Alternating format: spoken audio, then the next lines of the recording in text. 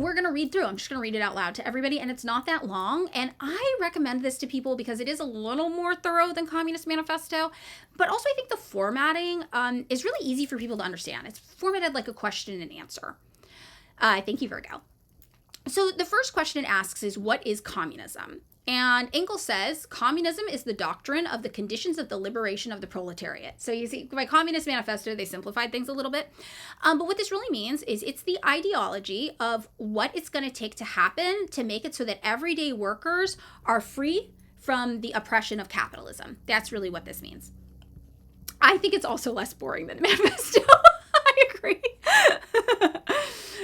So the second question then you might have reading this is, well, what's the proletariat then? So they answer you, what is the proletariat? The proletariat is the class in society whose lives entirely depend on the sale of labor. They don't draw profit from any type of capital. Their weal and woe, their life and death, their sole existence depends on the demand for labor.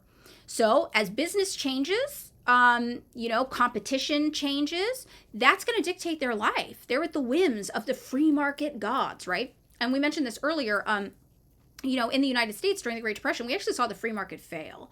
And that is an example of one of the contradictions of capitalism Marx will later talk about. We actually learned that the free market cannot be left on its own. It cannot be left unregulated because it will completely collapse. And that's when we started introducing market reform measures under Keynesian economics to address that and try to resolve some of those contradictions. But what we're talking about here, as Engels is saying in 1847, like, okay, so you're a worker. So what? You can only live as long as some boss wants to hire you to work. Well, what happens if the market's bad and nobody wants to hire you? What, are you just supposed to die? Your whole life depends on somebody wanting to hire you. And it's like, look around right now. Look at our conditions. Think about how hard it is to get a job. People want to work. People want to have jobs. But nobody wants to hire. Market's weird, right? So what are you supposed to do? Just fucking die? And that's what we're talking about here. And that's what we saw happen during the Great Depression. Market got weird. Nobody wanted to hire. Nobody had jobs. Nobody could afford to live. That's what free market capitalism is. So the third question then is, proletarians then have not always existed. Like, they're a new product of this new thing called capitalism. And Engels says no. There have always been poor people. There have always been working people. And the working class has usually been poor, sure. But there have not always been workers and poor people living under the conditions like they are today. In other words, there have not always been proletarians any more than there has always been free, unbridled competitions. And this competition he's talking about is capitalism, right? Free market, compete on the free market, sell your goods and wares, whatever. Free market competition. He's like, that is a relatively new concept. That came from the merchant class. That came from the people, the merchants having their revolution and taking control of society. So now, everyday workers, everyday people, they're at the whims of this merchant class. That's new too, right? So, number 4. How did the proletariat originate? The proletariat originated in the Industrial Revolution, which took place in England in the last half of the 18th century, and which has since then been repeated in all of the civilized countries in the world. So the Industrial Revolution is what brought this to us, basically. The Industrial Revolution was precipitated by the discovery of the steam engine, various spinning machines, the mechanical loom, and a whole series of other mechanical devices. These machines, which were very expensive and hence could only be bought by big capitalists, altered the whole mode of production and displaced the former workers, because the machines turned out cheaper and better commodities than the workers could produce with their inefficient spinning wheels and hand looms. The machines delivered industry wholly into the hands of the big capitalists and rendered entirely worthless the meager property of the workers, tools, looms, etc. And if you are a craftsperson, you know exactly what we're talking about here. So I have a worker collective that I founded 14 years ago where we make clothes. Originally, that business was just me and one friend, and we sewed everything ourselves. The amount of work it took for us to sew everything at home ourselves, not in an industrialized capacity, the labor costs alone to pay us fairly for our work would have rendered every garment thousands and thousands of dollars. Right? People aren't going to pay that for that. So we ended up massively underpaying ourselves. And then eventually we switched to industrialized production. Industrialized production, people can actually afford to purchase things in that capacity. But this is exactly what Engels is talking about here. It's so inefficient to start sewing things yourself by hand. Realistically, you're not going to be able to compete with the industrialized capitalists. And so if you've ever been a craftsperson, you know, if you timed yourself and tried to give yourself minimum wage for the stuff you sell that you make, it would have to be thousands of dollars. So what do? You undersell yourself to be able to compete with the industrial market. And this is a thing I think a lot of us can relate to if you make things. So once the impulse to the introduction of machinery and the factory system had been given, this system spread quickly to all other branches of industry, especially cloth and book printing, pottery, and the metal industries. Labor was more and more divided among the individual workers, so the worker who previously had done a complete piece of work now only did a part of that piece. So we're talking about like assembly line production. So rather than me sitting down to sew a pair of jeans from start to finish, which I have done, and it takes fucking forever, maybe my job would just be to do the zipper fly. The zipper fly on thousands of pairs of jeans, right? That's what I do. I sit at my station and I just sew in the zipper fly, and then I pass it to the next person and they put on the shank button or whatever. The division of labor made it possible to produce things faster and cheaper. It reduced the activity of the individual worker to simple, endlessly repeated mechanical motions, which could be performed not only as well, but much better by machine. In this way, all these industries fell, one after another, under the dominance of steam, machinery, and the factory system, just as spinning and weaving already had done. But at the same time, they also fell into the hands of big capitalists, and their workers were deprived of whatever independence remained to them. Gradually, not only genuine manufacture, but also handicrafts came within the province of the factory system, as big capitalists increasingly displaced the smaller master craftsmen by setting up huge workshops, which saved many expenses and permitted an elaborate division of labor. This is how it has come about that in civilized countries, at the present time, nearly all kinds of labor are performed in factories. And in nearly all branches of work, handicrafts and manufacture have been superseded. Now, obviously, this is old school. There's some language we wouldn't use today. We wouldn't call other countries that don't have industrial production uncivilized today. That's pretty fucked up, right? But these are some white guys in the 1850s. So, they're doing their thing. They're doing white guy 1850s shit here. And this is why some people will be like, I don't want to read Marx and Engels. Those are outdated white guys. Okay, yes, but your favorite revolutionaries who aren't white guys all read Marx and Engels and built from there. And that's why we talk about different types of socialism and communism. This is the foundation, and everybody's building from here, except for some oddballs that we'll talk about at the end of this document. The non-Marxist socialists. So this process has, to an greater degree, ruined the old middle class, especially the small handicraftsmen. It has entirely transformed the condition of the workers, and two new classes have been created, which are gradually swallowing up all others. They are, number one, the class of big capitalists, who in all civilized countries, we'll say industrialized countries, are already in almost exclusive possession of the means of subsistence and the instruments, the machines, the factories, and the materials necessary for the production of the means of subsistence. This is the bourgeois class, or the bourgeoisie. These are the owners, right? Everything we need in our lives to live a good life, right? My coffee cup, my coffee that's in it, our computers that we're using, your phone if you're using it right now, whatever the case, that is all made in factories that are owned by these big capitalists, these bourgeoisie. They have the means to make these things, right? Now, the second class is the class of the wholly propertyless, who are obliged to sell their labor to the bourgeoisie, the owning class, in order to get in exchange the means of subsistence for their support. This is called the class of the proletarians, or the proletariat. So if you work a normal job, if you got to go sell your labor to some rich guy, right, you're a proletarian. You're part of the proletarian. So me, since I'm part of a worker collective, we actually don't fit into either of these categories, which is interesting. Marx actually said, which I'll show you for the worker collectives, because people always do this. They're like, are you petite bourgeoisie? Are you a worker? What are you? And I'm like, both, according to Marx. So we're going to look up just a little interlude really fast. I'm going to show you about worker collectives, because this is relevant to my life. So I think about this a lot and the theory of it. Chapter 27, the role of credit in the capitalist production. All right. We're looking.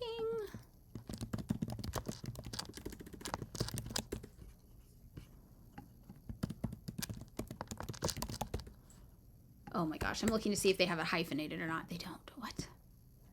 Ah, this is so annoying.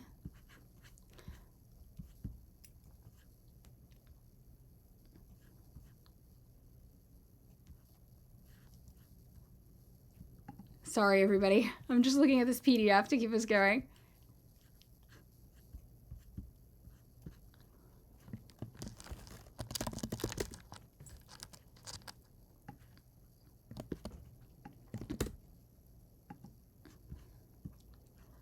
Okay, so this is Marx in Capital Volume 3. This is the text that people say is usually pretty heavy to read. Oh, we got some hydrates. I'll do some hydrates.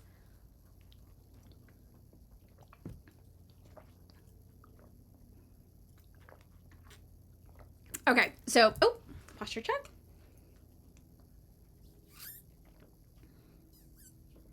Thank you, everyone. Oh, one more. And we'll do a stretch. Thank you. Okay.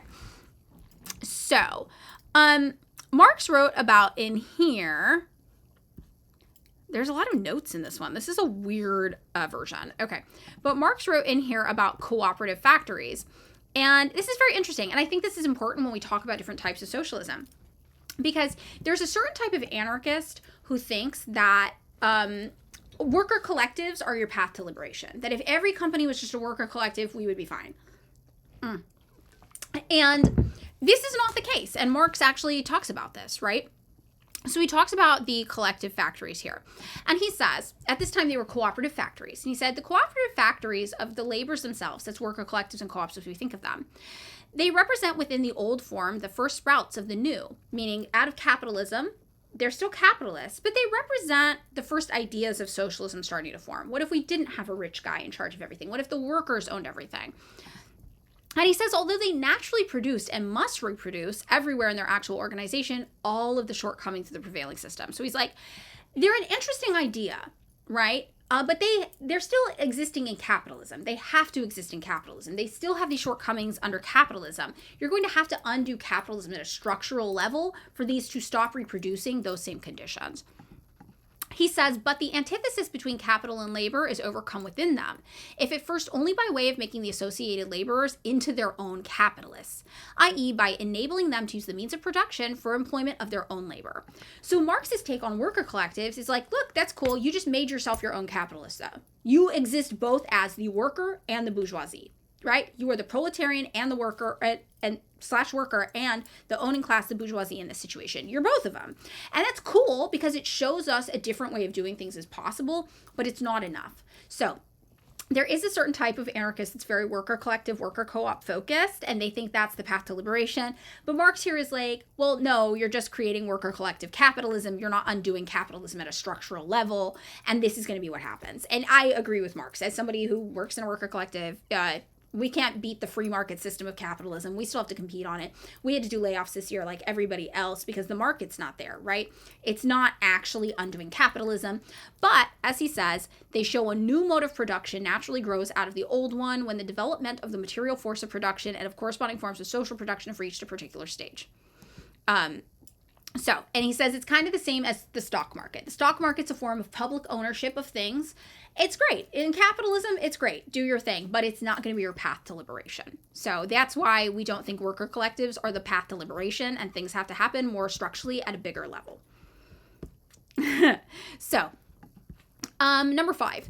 Under what conditions does the sale of the labor of proletarians to the bourgeoisie take place? Hi, first time chat, thoughts on Laos. Right now we're doing Theory Thursday, so we're just focusing on theory, but that could be something we save and talk about maybe tomorrow or next week if there's anything new in the news. Engels says, labor is a commodity like any other, and its price is therefore determined by exactly the same laws that apply to other commodities. It's a regime of big industry or a free competition. So just like the market's going to tell you how much gas costs this week, the market's also going to tell you how much labor costs this week, right? Right now, look around. There's more people looking for jobs than there are people hiring for jobs. So the capitalists are like, cool, we can pay you less, right? You'll just take any old job. You just need some fucking job, right? So yeah, sure, whatever. Enjoy your minimum wage shit job. I don't know. And so this is what they're really saying. Like, you become a product in many ways. You're selling your labor. That's the product you have to sell. And if it's a buyer's market, you're not going to get a good price on it. So he says, hence, the price of labor is also equal to the cost of production of labor. The two come into the same thing. There's the price of the commodity. It also involves its cost of production. So this is something interesting to note as well. Oh, yay, we got gifted subs. Yay, 10. Wow, yay, thank you. Yay. So, when you have a good that you're going to sell, what determines the price of it? Well, it's two things. It's cost of materials and it's cost of labor. right? So the cost of labor also determines the price of the item. So in a traditional market here in the United States, most things, different things have different exceptions, most things, the way they're going to be priced is this. You take your cost of production, your cost of labor, you add them together for the good. That is your cost of goods, your COG, okay? Then you're going to double that usually for your wholesale price. That's now the price you sell it to other companies if they want to sell it, all right? And then you're going to double that for the retail price. That's what the consumer gets. So however much you're paying for something, usually if you divide it in 4, you'll know how much it costs to make it. And the wholesaler, they have to get their share, right, of profit from it. And the end retailer has to as well. So it's getting divided amongst multiple people. At our worker collective, we don't wholesale currently. And that means we can do a lot of things like 50% off sales and things like that. And people are always like, how is this reasonable? And I'm like, well, it's just like having a wholesale client at this point because we're selling it to you at wholesale, right? So that's kind of what goes on there. So Engels considers the cost of production of labor consists of precisely the quantity of the means of subsistence necessary to enable the worker to continue working. That's like, what's your bottom line? What's the cheapest we can get you to do this labor for? And to prevent the working class from dying out. How cheap can we get this without killing you is really the question. And this is interesting when you talk about Black liberation. From Marxist perspective, enslaved Black people in the United States, for example, he considered that a part of something called primitive accumulation. He was like, that didn't really count as a labor because we were treating them as property. Cedric Robinson, who wrote Black Marxism, kind of disagreed and was like, well, no, I think that it was a matter of us as a labor force. So there are interesting kind of contradictions and conversations that happen between those two things. And I think that a lot of Black Marxists talk about that specific issue a lot because of how access to labor and the pay for labor affected production and industrialization in the United States as well. And especially this question of how little can you pay somebody to keep them working and not kill them? We saw that actually became a major issue with chattel slavery in the United States. The plantation owners figured that it was actually cheaper to just kill them and replace them. Because they were getting enslaved and being sold for so little. And that is maybe the harshest display of this. So there are arguments to be made either way, in either direction, about slavery in the United States, because plantation owners did not view these as people. They viewed them as objects, as machinery, like you would view a tractor on a farm. They did not view them as human. And they had different approaches to dealing with them. Well, it's cheaper to just let the tractor break down and buy a new one and replace it. And that's how callously they thought about Black people that they imported to the Americas and enslaved. So there are different schools of thought within Marxist theory about where enslaved people fall on this kind of, spectrum. Are they viewed as objects as they were callously by the plantation owners, or are they viewed as workers who paid the ultimate price for how little we can pay you until you die, right? That's an interesting point of differentiation amongst Marxist theory. So continuing, the worker will therefore get no more for his labor than is necessary for this purpose. The price of labor or the wage will, in other words, be the lowest, the minimum required for the maintenance of life. And if you were making the argument that enslaved Black Americans at that time, or enslaved Black people brought to the Americas, were workers, this also makes sense because the price of their labor was just the bare minimum of food they could feed them to not kill them. And it was bare minimum, right? So this, I think, is a huge example of this. So they say, however, since business is sometimes better and sometimes worse, it follows that the worker sometimes gets more and sometimes gets less for his commodities. So now we're back to, just thinking about this. I wanted to include the thing about chattel slavery in the Americas because it is something that people discuss in Marxist theory a lot and how it plays into this. It's usually considered something different than the proletarian, which is an industrialized worker, but still a worker nonetheless. So Engels is saying, since business is sometimes better and sometimes worse, it follows that the worker sometimes gets more and sometimes gets less for his commodities. But again, just as the industrialist, on the average of good times and bad, gets no more and no less for his commodities than what they cost, similarly, on the average, the worker gets no more and no less than his minimum. Nobody's going to pay you more than they have to, right? If their incentive is profit, why would they pay you more than they have to? The economic law of wages operates the more strictly and the greater the degree to which the big industry has possession of all branches of production. So basically, the more monopolization occurs in an industry, the less you're going to get paid. Now, number 6, what working classes were there before the Industrial Revolution? The working classes have always, according to the different stages of development of society, lived in different circumstances and had different relations to the owning and ruling classes.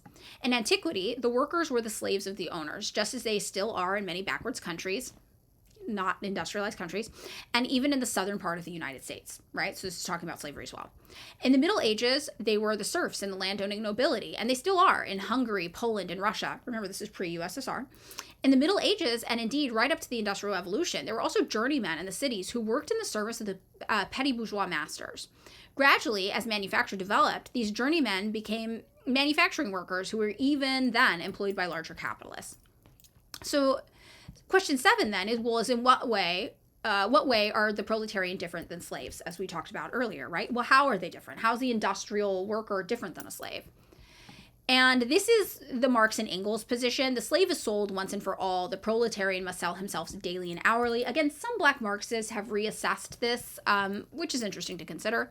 The individual slave, property of one's master, is assured in existence, however miserable it may be, because of his master's interest. The individual proletarian, property as it were of the entire bourgeoisie class, which buys his labor only when someone has a need for it, has no secure existence. The existence is assured only to the class as a whole.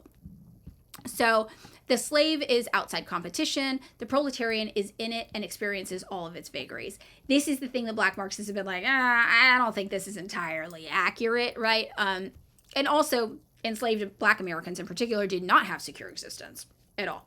And they were sold to each other. They were sold to other plantations, like the rich were selling slaves constantly. The slave counts as a thing, not as a member of society. And this is the basis for the Marxist understanding of chattel slavery, that some Black Marxists are like, well, no, we were treated as a thing. We were dehumanized, we were objectified, but we still should be considered in the context of labor rather than of object. So this is one of the main things that Black Marxism usually interprets differently than the baseline Marxism we think of today. Thus, the slave can have a better existence than the proletarian, while the proletarian belongs to a higher stage of social development and himself stands on a higher social level than the slave. That part's true. But most of us would not actually agree today that the slave has a better existence than the proletarian. I think that's not entirely accurate. That's something we probably wouldn't say today, most of us. The slave frees himself when, of all the relations to private property, he abolishes only the relation of slavery and thereby becomes a proletarian. The proletarian can free himself only by abolishing private property in general. So this part actually is true, though, and most people won't disagree with this, right? So the slave stops being a slave when he is viewed as a human and is able to enter the status of the proletarian and now sell himself as a wage slave, as we call it, sell his work for a wage. And this is what we saw happen with the abolition of slavery, right? All of a sudden, Black Americans were freed nominally. Many of them were still oppressed. And then they were able to go get a job and try to support yourself now with a job. And they have varying degrees of success with this. And one of the things we actually see in the South is that they try to make it illegal for Black people to not have a job. So if you were not able to find a job as a Black person after being freed from slavery, now that was a crime and you got arrested. And then they made it 13th Amendment, right? So once you're arrested, we can force you to work because that's punishment for your crime. So then next thing you know, you're back in a prison and now you're being forced to work for free again. And you know what the prisons did? They subcontracted out their prisoners to the same plantations that had previously enslaved them. So the plantation owners, many times, would free a group of slaves, and then these slaves would get arrested for not having a job, be put into prisons, and they can't control if they have a job or not, just like you can't control if you have a job or not. It's the market swims, right? Just like Marx and Engels are talking about. And then they'd go to a prison that then subcontracted their labor out where that prisoner, that former slave, made no money off of it, back to the same plantation they'd previously worked at. So there's this really fucked up system that happened in the South. So Black Marxism says that slavery is a proletariat and hyper-capitalist society. Kind of. Yeah, that's generally the vibe a lot of Black Marxists will take. First time chat, J-Boy SX, US has 4% of the world's population, but 25% of the entire world's prisoners. Yep, and it's not a coincidence. We use them as slave labor to this day, right? So we talk about, the gulags in the USSR, the prisons in North Korea, they're forced to do labor. American prisoners are still forced to do labor. You were forced to sell thongs or sew thongs for Victoria's Secret or whatever the fuck in American prisons. And the reality is that the United States has so little production still within our borders that the majority of the production we do have is slave labor from prisons. Majority, I might not be totally correct there, but a large amount of it, certainly. So, in what way do proletarians differ from serfs? The serf possesses and uses an instrument of production, a piece of land, in exchange for which he gives up part of his production or part of the services of his labor, right? So in feudalism, a lord would have land and they would be like, you work the land and I'll give you a small corner of that land where you can do your own thing. You can have your own subsistence farm. You can build a house. You can do whatever the fuck you want. But you work the rest of the land, right? And that was the agreement of feudalism. So, Engels says the proletarian works with the instruments of production of another for the account of this other in exchange for a part of the product. So, the flip side of that is that an industrialized worker, they don't have their own farm, they grow their own food, they build their own house, etc. They go to work at a facility, at a site where everything there is owned by the capitalist, and they use the capitalist tools to do the job. And this actually ties into how we talk about freelance work. One of the big differentiations between if you're a freelancer or a regular employee is, do you use your own tools? If you use your own tools, even under contemporary United States labor law, if you own your own tools, you are considered the owner of your own business. And you are a freelancer, your own business, working with another business, you own your own tools. If you don't use your own tools, if you have to go to their facility and use their tools, you are considered an employee of their business. And lots of people manipulate this, but this is also how places like DoorDash get away with having all of these employees who are technically contractors because they use their own tool. They use their own car to do it. So they're not actually an employee, they're their own business. And we contract out this work to them as their own business. Also to point out, Star Wars Hour, people in the Gulag were paid wages much higher than 60 cents per hour in the US prison system. Yes. Now, the serf gives up, the proletarian receives. The serf has an assured existence, the proletarian does not. And again, people in Ireland might tell you the serfs did not have an assured existence, so a little shaky here. But the serf is outside competition, the proletarian is in it. The serf liberates himself in one of three ways. Either he runs away to the city and becomes a handicraftsman, or instead of products and services, he gives money to his lord and thereby becomes a free tenant. Or he overthrows his feudal lord and himself becomes a property owner. In short, by one route or another, he gets into the owning class and enters the competition. The proletarian liberates himself by abolishing competition, private property, and all class differences. Now, this is interesting, and we'll revisit this probably at a different time, but what we see is that a lot of successful Marxist revolutions actually came from peasants, who were land-working peasants in feudal systems, so not the proletarian, which is interesting. They chose to skip this whole process and just want to liberate themselves into a socialist system. So,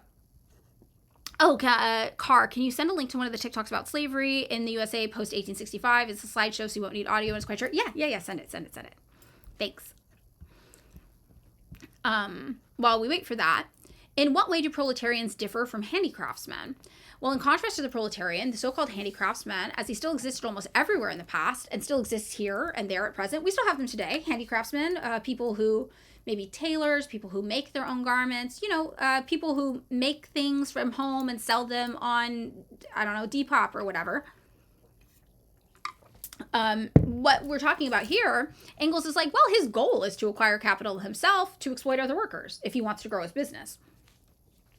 Some people don't. Some people just want to make their own things, but that's the general idea. He can often achieve this goal where guilds still exist or where freedom from guild restriction has not yet led to the introduction of factory-style methods into the crafts nor yet to fierce competition. But as soon as the factory system has been introduced into the crafts and competition flourishes fully, this perspective dwindles away and the handicraftsman becomes more and more of a proletarian. So, once you start having to compete with the big guys, you just become more of a worker. The handicraftsman therefore frees himself by becoming either bourgeois or entering the middle class in general, or becoming a proletarian because of competition. And this is usually what you're going to find. You're not going to be able to really support yourself on this alone, so you're going to start selling your labor, your skill to other people. In which case, he can free himself by joining the proletarian movement, i.e. the more or less communist movement. Did Carr send this yet? Not yet? Okay. Somebody let me know when Carr sends it.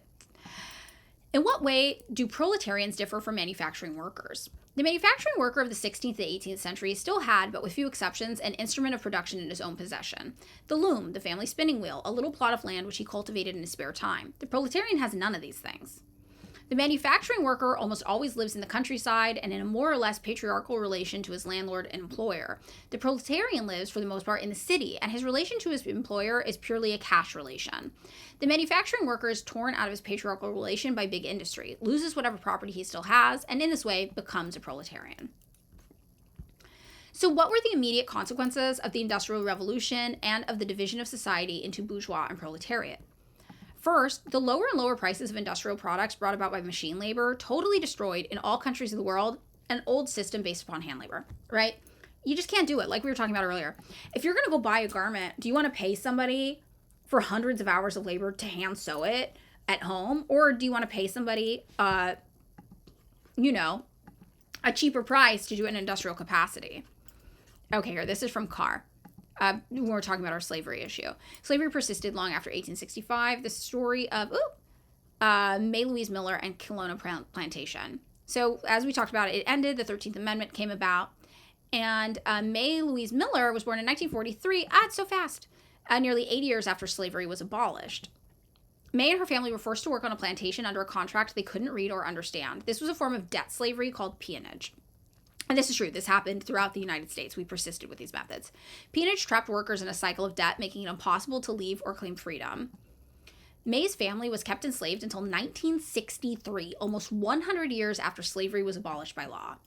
Across the river in Kelowna, Louisiana, historian Antoinette Harrell uncovered evidence that slavery persisted at the Waterford plantation well into the 1970s. Descendants and survivors describe brutal conditions, forced labor, and severe restrictions on their freedoms. These stories were buried by history until now.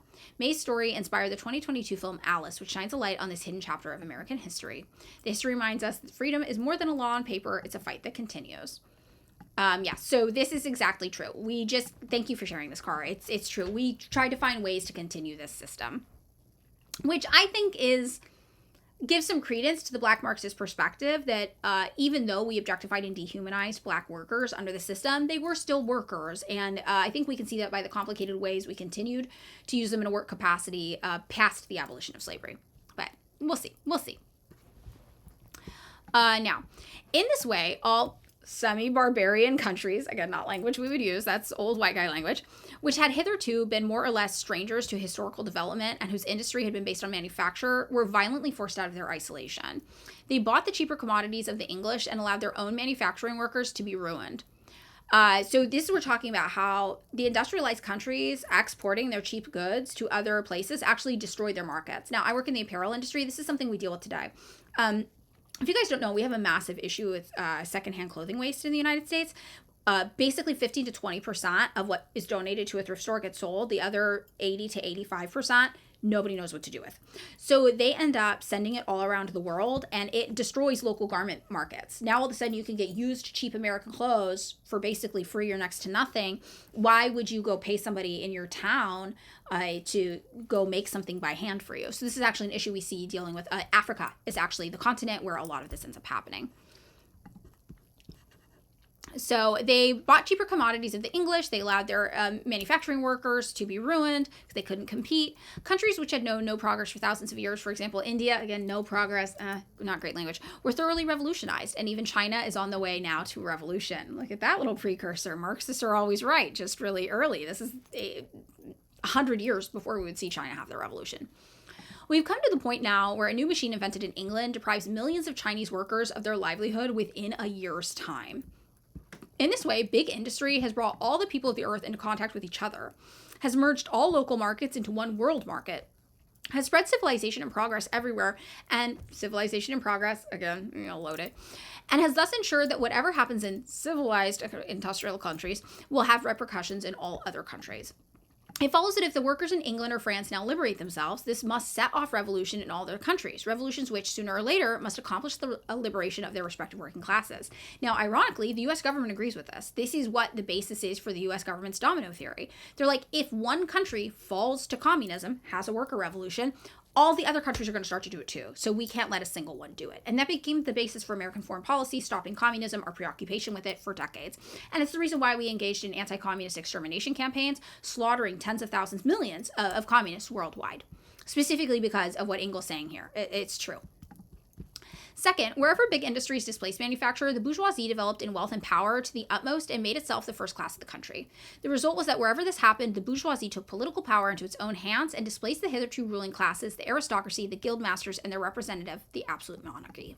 The bourgeoisie annihilated the power of aristocracy, nobility, by abolishing the entailment of estates. In other words, by making landed property subject to purchase and sale, and by doing away with the special privileges of the nobility. So this is what we're talking about when the merchant class had their revolution, and they were like, down with the feudal system, it's bad for us. Now all of a sudden, the feudalists weren't entitled to their land whenever they wanted, right? The property now could be bought and sold. So now the merchant class had access to property and land. It destroyed the power of the guild makers by abolishing guilds and handicraft privileges. In their place, it put competition, that is, a state of society in which everyone has the right to enter any branch of industry, the only obstacle basically being money. Can you afford to? The introduction of free competition is the public declaration that from now on, members of society are only unequal based on how much money they have, right? So now you're only unequal if you can't afford to be equal. If you can afford to buy land, buy it. If you can't, sorry, no land for you. Capital became the decisive power. And because of that, the capitalists, the bourgeoisie, the people with capital, they become the first class members of society. So they replace the kings and queens, basically, is what we see. Sorry about fork. Free competition is necessary for the establishment of big industry because it's the only condition of society in which big industry can make its way. Now, this is important. A lot of people, sometimes we're lazy and we say we're anti-capitalist. What we really are is post-capitalist, because this point is important. Big industry can only exist in free market competition, the conditions capitalism creates. So we recognize that in order for industrialized society to run, in order for us to get the things we need to live a good life, free competition in a capitalist system had to develop. It had to develop to build this type of industry that we now use today, that we rely on, that we like. That doesn't mean it has to stay this way, but we did have to get to this point for socialism to come next. So remember that. And this is one of the main things that confuses people about what is and isn't socialism, what is and isn't communism. It's not the idea that capitalism never should have existed. We just think it's a wrap on it now. We think it's done. We think it's hurting enough people, and it's time to move it along to the next stage. Now, having destroyed the social power of the nobility and the guild masters, the bourgeois, the owning class, the rich guys, the capitalists, they also destroyed their political power. Having raised itself to the actual position of first class in society, now it's the dominant class, which means it's on the defense, right? So this, they're going to try to manage with the representative system, which relies on capitalist equality before the law and recognition of free competition. And this everywhere, the proletariat is going to develop in step with the bourgeoisie. In proportion as the owning class grows in wealth, the proletariat grows in numbers because of consolidation. Also, the richer the rich guys get, the fewer of them there are. They're buying each other out. They're consolidating power. They're consolidating wealth. And it creates more and more and more members of the working class. So this also, though, draws the workers and the owner class together into great cities where industry can be carried out most profitably, more efficiently. And the further this process advances, the more new labor-saving machines are invented, the greater the pressure is by the big industry on wages. So look at AI. Look at things, technology that's designed to replace workers. That's going to keep happening. And as that happens, more and more workers are going to be in this position where they're not able to find jobs to work. So what were the consequences of the Industrial Revolution? Basically, finished commodities couldn't be sold, right? So you have free competition, which is necessarily bound up with big industry, and it took on these really extreme forms. A multitude of capitalists invaded industry, and for a short while, more was produced than was needed. We had an excess of production. So basically, we invented all this stuff. It made it really, really easy for us to make things efficiently. But what ended up happening after the Industrial Revolution, finished commodities couldn't be sold. We had too much stuff and not enough people buying it. So factories had to be closed. Owners went bankrupt. Workers were not able to eat. Deepest misery reigned everywhere, according to Engels. After a time, the superfluous products were sold, and then the factories began to operate again. Wages rose, and gradually business got even better. This is the cycle of capitalism, right? We make a bunch of stuff.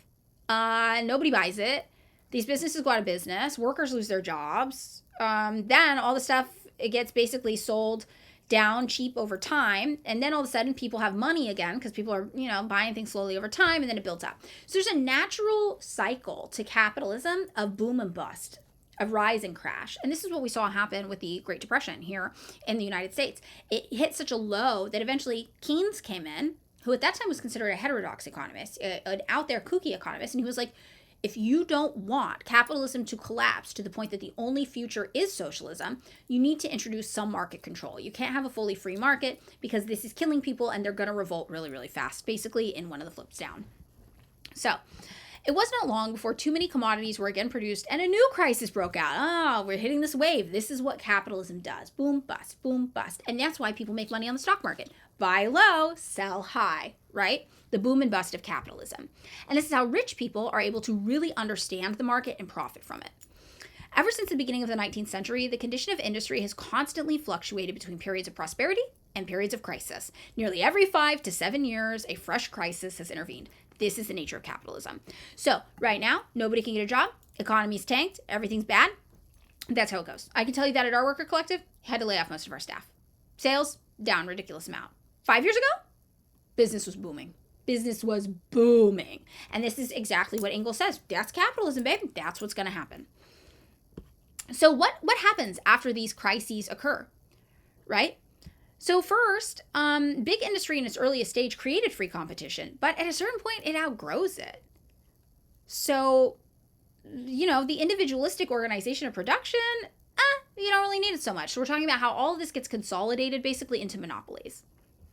As long as big industry remains on its present footing, it can be maintained only at the cost of general chaos every 7 years, each time threatening the whole of civilization and not only plunging the proletarians, the workers, into misery, but also ruining large sections of the bourgeoisie who can't survive the down. So either that big industry must itself be given up, which is an absolute impossibility, or it makes unavoidably necessary an entirely new organization of society in which production is no longer directed at mutually competing individual industrialists, but rather by the whole society operating according to a definite plan and taking account of the needs of all. So this is where we get. So it's like, it's just going to keep collapsing. A lot of the bourgeoisie doesn't survive the crashes. So as that happens, we get fewer and fewer and fewer rich guys, and they start owning more and more and more and more and more. It's so bad for everybody. It's not sustainable. So basically, this is where we start to see something new is going to ultimately come out of its place. So Engels says big industry and the limitless expansion of production, which make it possible, bring within the range of feasibility a social order in which so much is produced that every member of society is in a position to exercise and develop all of his powers and faculties in complete freedom. So this is what we talk about when we're saying we're not anti-capitalist so much as we are post-capitalist. So, okay, we built all this shit. We've got these factories run super well. We know how to make things super efficiently. There's no reason for us not to take control and manage the production in a way where we're not having all these fucking highs and lows. We're just even, man. It's just chill. It's just rational. How many fucking new houses do we need? Okay, cool, we'll make them. How much food do we need to feed all these people? Okay, cool, let's grow it. Right? And in capitalism, you have excess, you have shortages, you have food rotting while people are starving. It's not an efficient system. It's an irrational system that makes no sense. It's messy and chaotic and weird. And it only exists so like 12 rich dudes can get richer. It's absolutely ridiculous. No rational person would think about building an economy this way, right? No rational person would think about building a society this way. This was built out of circumstance, how things just kind of happen. It doesn't have to be that way, though. And that is the transition we think is going to happen out of capitalism into socialism. Hello, DRK Cloud Strife. Welcome. We're talking about theory today. For everybody new, it's Theory Thursday, and we are talking about the different types of socialism. So as the foundational text for this, we're talking about principles of communism, which we'll get into non-Marxist socialism at the end, and then we'll start to talk about how this theory developed into different branches of socialism. Sorry about Fork. She's very mad about something outside today. Sometimes it's a squirrel. Sometimes she sees her best friend living out there or running around out there because I live on the same property as my best friend, and my best friend has 2 dogs, and one of her dogs is Fork's best friend. So sometimes she sees, his name's Truck. Sometimes Fork sees Truck outside, and she's like, what the fuck? Let me out there with Truck. Ah! It's a whole thing. So, big industry, right, is going to bring in to feasibility this idea of socialism. We need big industry to exist for socialism to be feasible. We're not anarcho-primitivists. We don't think that you should only do subsistence farming and have to sew all your own clothes. We think industrialized production can give you what you need to live a good life. Let's just fucking manage it better. Let's manage it at all. Why are we just letting it do this chaotic thing that fucks everybody over in the end? Why don't we just come up with a plan for this? That's basically the idea. And that's why communism really is about having a centrally planned economy. We want to plan it. So when people are like, why do communist countries have such tight border control? Well, think about this. If your mom's making Thanksgiving dinner, or you're making Thanksgiving dinner, or your dad's making Thanksgiving dinner, that would be the liberal approach. The liberals would be like, dads can make Thanksgiving dinner too. We as communists know they usually don't, and the woman question needs to be resolved because women are relegated to the domestic sphere in an unfair way. So realistically, if your mom's making Thanksgiving dinner, is she going to ask for a head count for how many people are coming so she knows how much to cook? Yes, she is. Yes, she is. She needs to know how much to cook. Communist countries are like your mom. All right. Communist countries are like, we're building houses. How many of us are there? Who's going to need these houses? How many do we need to build? We're growing food. How many of us are there? What's the head count on food production? Who do we need to feed? So they need to keep track of who's coming and going so they know how many people to plan for and prepare for. And that is the reason why we have border control a little more strict in communist places than in capitalist places. Capitalist places, it's a fucking wild, wild west. And you don't give a shit about anybody. You're not providing anything for anybody. And we find in capitalist countries, borders are often very, very porous, but only in a direction that benefits the imperial core, right? American industrial capitalists, they can go into your country, build a factory, and fuck over your entire town. Doesn't matter. Borders mean nothing to them. But God forbid people from your town that got fucked over want to come to the United States now to try to have a better life or something. No, now all of a sudden, the border only works one way, babe, right? So we view this as a contradiction and a state of hypocrisy under capitalism. Under communism, we view border control to have more of a practical and realistic approach. That doesn't mean that you imply fucking racist ideas of who's allowed in and who isn't. That just means that you have to apply for visas for things to leave and come and go so we know what's happening. So it's not necessarily oppressive if you live in a communist country to have to apply for an exit visa. It's just a way of telling the government, hey, I plan on not being here. So you should plan on me not being here too, right? It's more rational. Mao, revolution is not a dinner party or writing an essay or painting a picture or doing embroidery. I cannot be so refined, so leisurely, so gentle, so temperate, kind.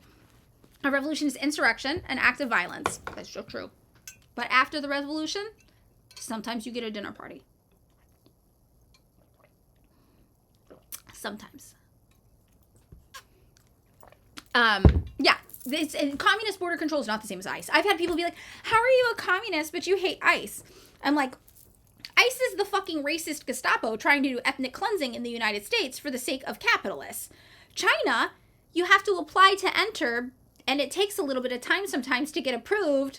And when you get there, they're like, welcome to China. Here's your apartment. Here's your free healthcare. Here's cheap food. Hope you enjoy your stay. Like, I'd rather wait for the country that's going to take care of me when I get there.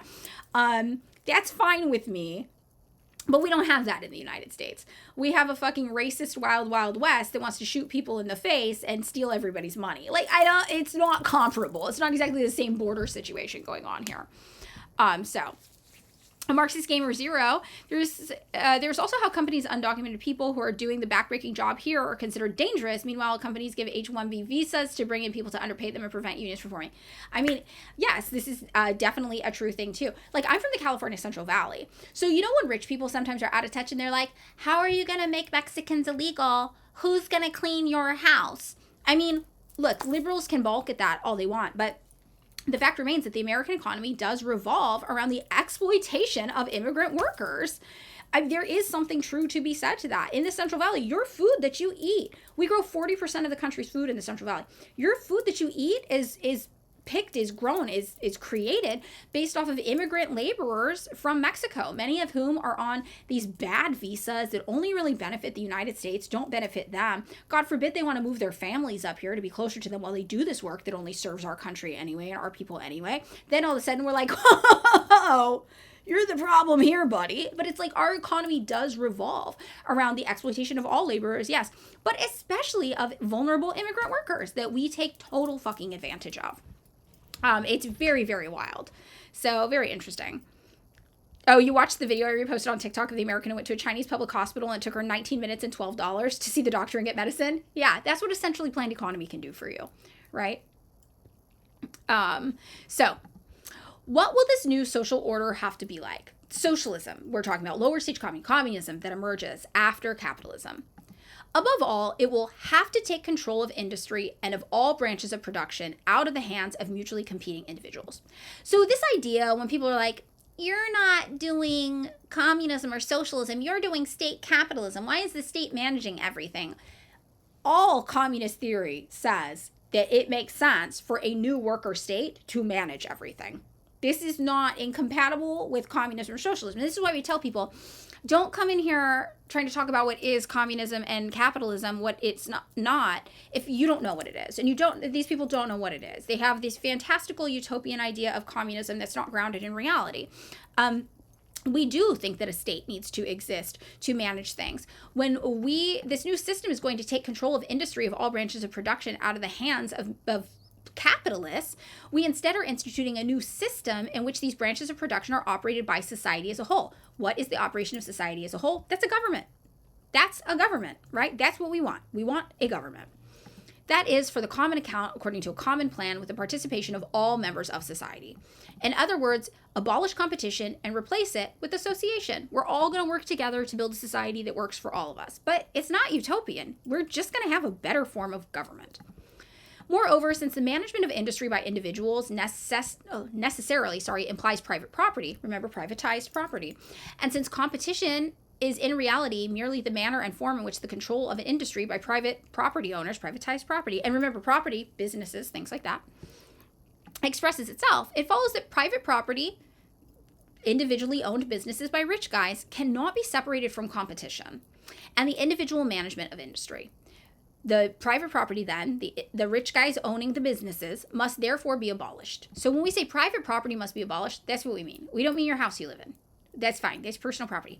We mean the rich guys owning the businesses, that has to be abolished.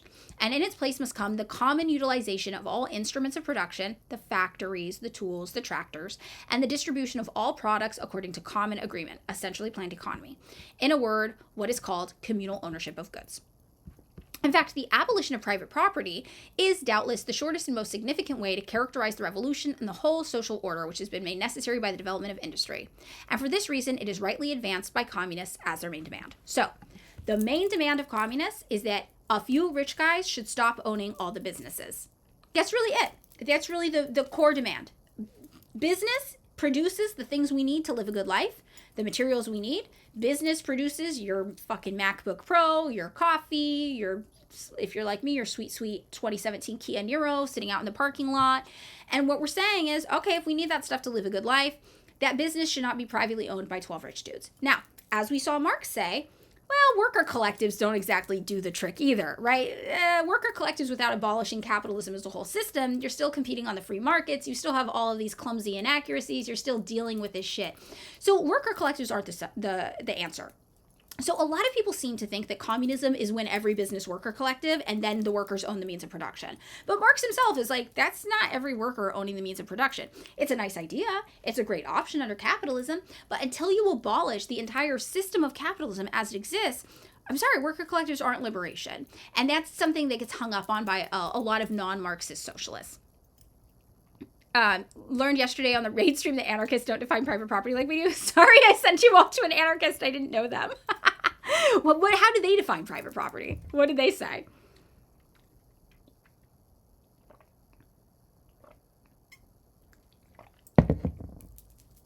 I'm curious.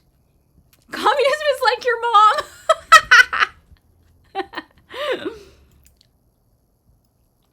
Yeah, people clip more. If you clip more, I'll have more stuff I can post on TikTok too. Yeah, what did they say about personal property, private property? They didn't believe in personal property? They thought private property was personal property. Huh, interesting. Okay, so weren't we able to do away with this at an earlier time? Why did we end up in capitalism? And Engels says no. Every change in the social order, every revolution in property relations is a necessary consequence of the creation of new forces of production which no longer fit into the old property relations. Now, what I'm going to say is this is interesting because we see China, the USSR, they had their worker revolutions when they were largely in feudalist states. So this ended up being something that didn't quite work out as planned. However, because of that, we see that they had to implement state capitalism. They were not able to bypass capitalism because, as Engels says here, You can't just jump straight into the private property abolition if you haven't gone through all these experiences first. So when people look at China, and China says, we think we'll be able to enter socialism by 2050, we're doing state capitalism right now, that is not them not doing socialism. That is them doing exactly what Engels and later Marx would talk about. That is a necessary precursor to establishing socialism. You must get through capitalism. You cannot abolish private property until you've been through these steps. So if you have a worker revolution before you've been through capitalism, you got to get through capitalism first. You don't get to skip a step. You don't get to read ahead and skip it. So what we see happen is that when countries have their worker revolutions from a feudal stage and they're like, fuck, now we got to do capitalism, usually they try to skip it. They're like, no, we're built different. We're going to handle it. We're going to be fine. And then everything falls apart. And then they're like, okay, our bad. We're going to walk it back and we're going to do the capitalism thing. Then they implement state capitalism. They do market liberalization, just like Deng did in the 80s, just like Lenin did with the NEP. They start being like, okay, we got to do it. We can't, we're not special. We're not built different. We have to do capitalism. How do we manage capitalism as socialists in a way that does as little harm as possible? And that is what state capitalism is about. And that's why we see China in a position of state capitalism lifted 800 million people out of poverty. China, in a position of state capitalism, introduced a 55-year retirement age for women, introduced these healthcare systems we're seeing that run so much better than the United States does, right? Everything China has been able to accomplish has been in state capitalism. They are not even in socialism yet. They think they will be in socialism by 2050. And that's what capitalism can do if it's administered by socialists. So when we look at China and people say, they're not communists, they're not socialists, you have two options you can go. You can say, well, they're doing state capitalism now, they're going to enter socialism in the future. Or you can say, they are doing capitalism in a model that only socialists could. They are socialists doing a part of the socialist communist, right, transition project. They are doing state capitalism, which is a necessary thing you have to do to get to communism. They are communists doing communism. That is communist theory. So you'll hear people refer to it both ways. I find that the latter is a more popular way to talk about it now because otherwise people use it as a way to try to discredit the accomplishments of socialism. They want to look at China now that it's doing well and they want to say that's not actually communism, that's capitalism. So they can take credit for the accomplishment of socialists. But you're never going to get China's form of capitalism as long as capitalists are in charge. It takes socialists being in charge for you to get China's form of capitalism. And that's what's important to understand. So we've got to know that. Okay, wait. Did we figure out, did somebody say how the anarchists defined private property? And so I used to be an anarcho-communist syndicalist. That's exactly what I used to be. That's exactly what I was. And weirdly, a lot of our business structure is still based on that model, on a council communist or anarcho-syndicalist model. So I'm very curious how they described it. So yeah, we say China is communist, China is socialist, but they are currently in a state capitalist stage. But they are doing communism and socialism because state capitalism is a part of the communist theory, the communist practice. So this is what we talk about. So this is what Engels is basically talking about here. Private property hasn't always existed. We have to go through these stages. You can't abolish it too early. It kind of falls apart. And we'll kind of skip ahead now to this part 16 here. Capital and the forces of production, he says, before getting there, have been expanded to an unprecedented extent, and the means are at hand to multiply them without limit in your future. Moreover, the forces of production have been concentrated in the hand of a few bourgeois, while the great mass of the people are more and more falling into the proletariat, their situation becoming more wretched and intolerable in proportion to the increase in wealth of the bourgeoisie. So another thing that Engels is talking about here is like, look, like, if you had a bunch of people owning as the owning class, it's going to be harder to take them on also. But as all of these industries continue to monopolize, we end up with fewer and fewer and fewer rich dudes owning everything. We start outnumbering them more and more and more and more and more. And we were always outnumbering them, but think about it now. Somebody said earlier 800 billionaires. Here in California, we got 200 billionaires.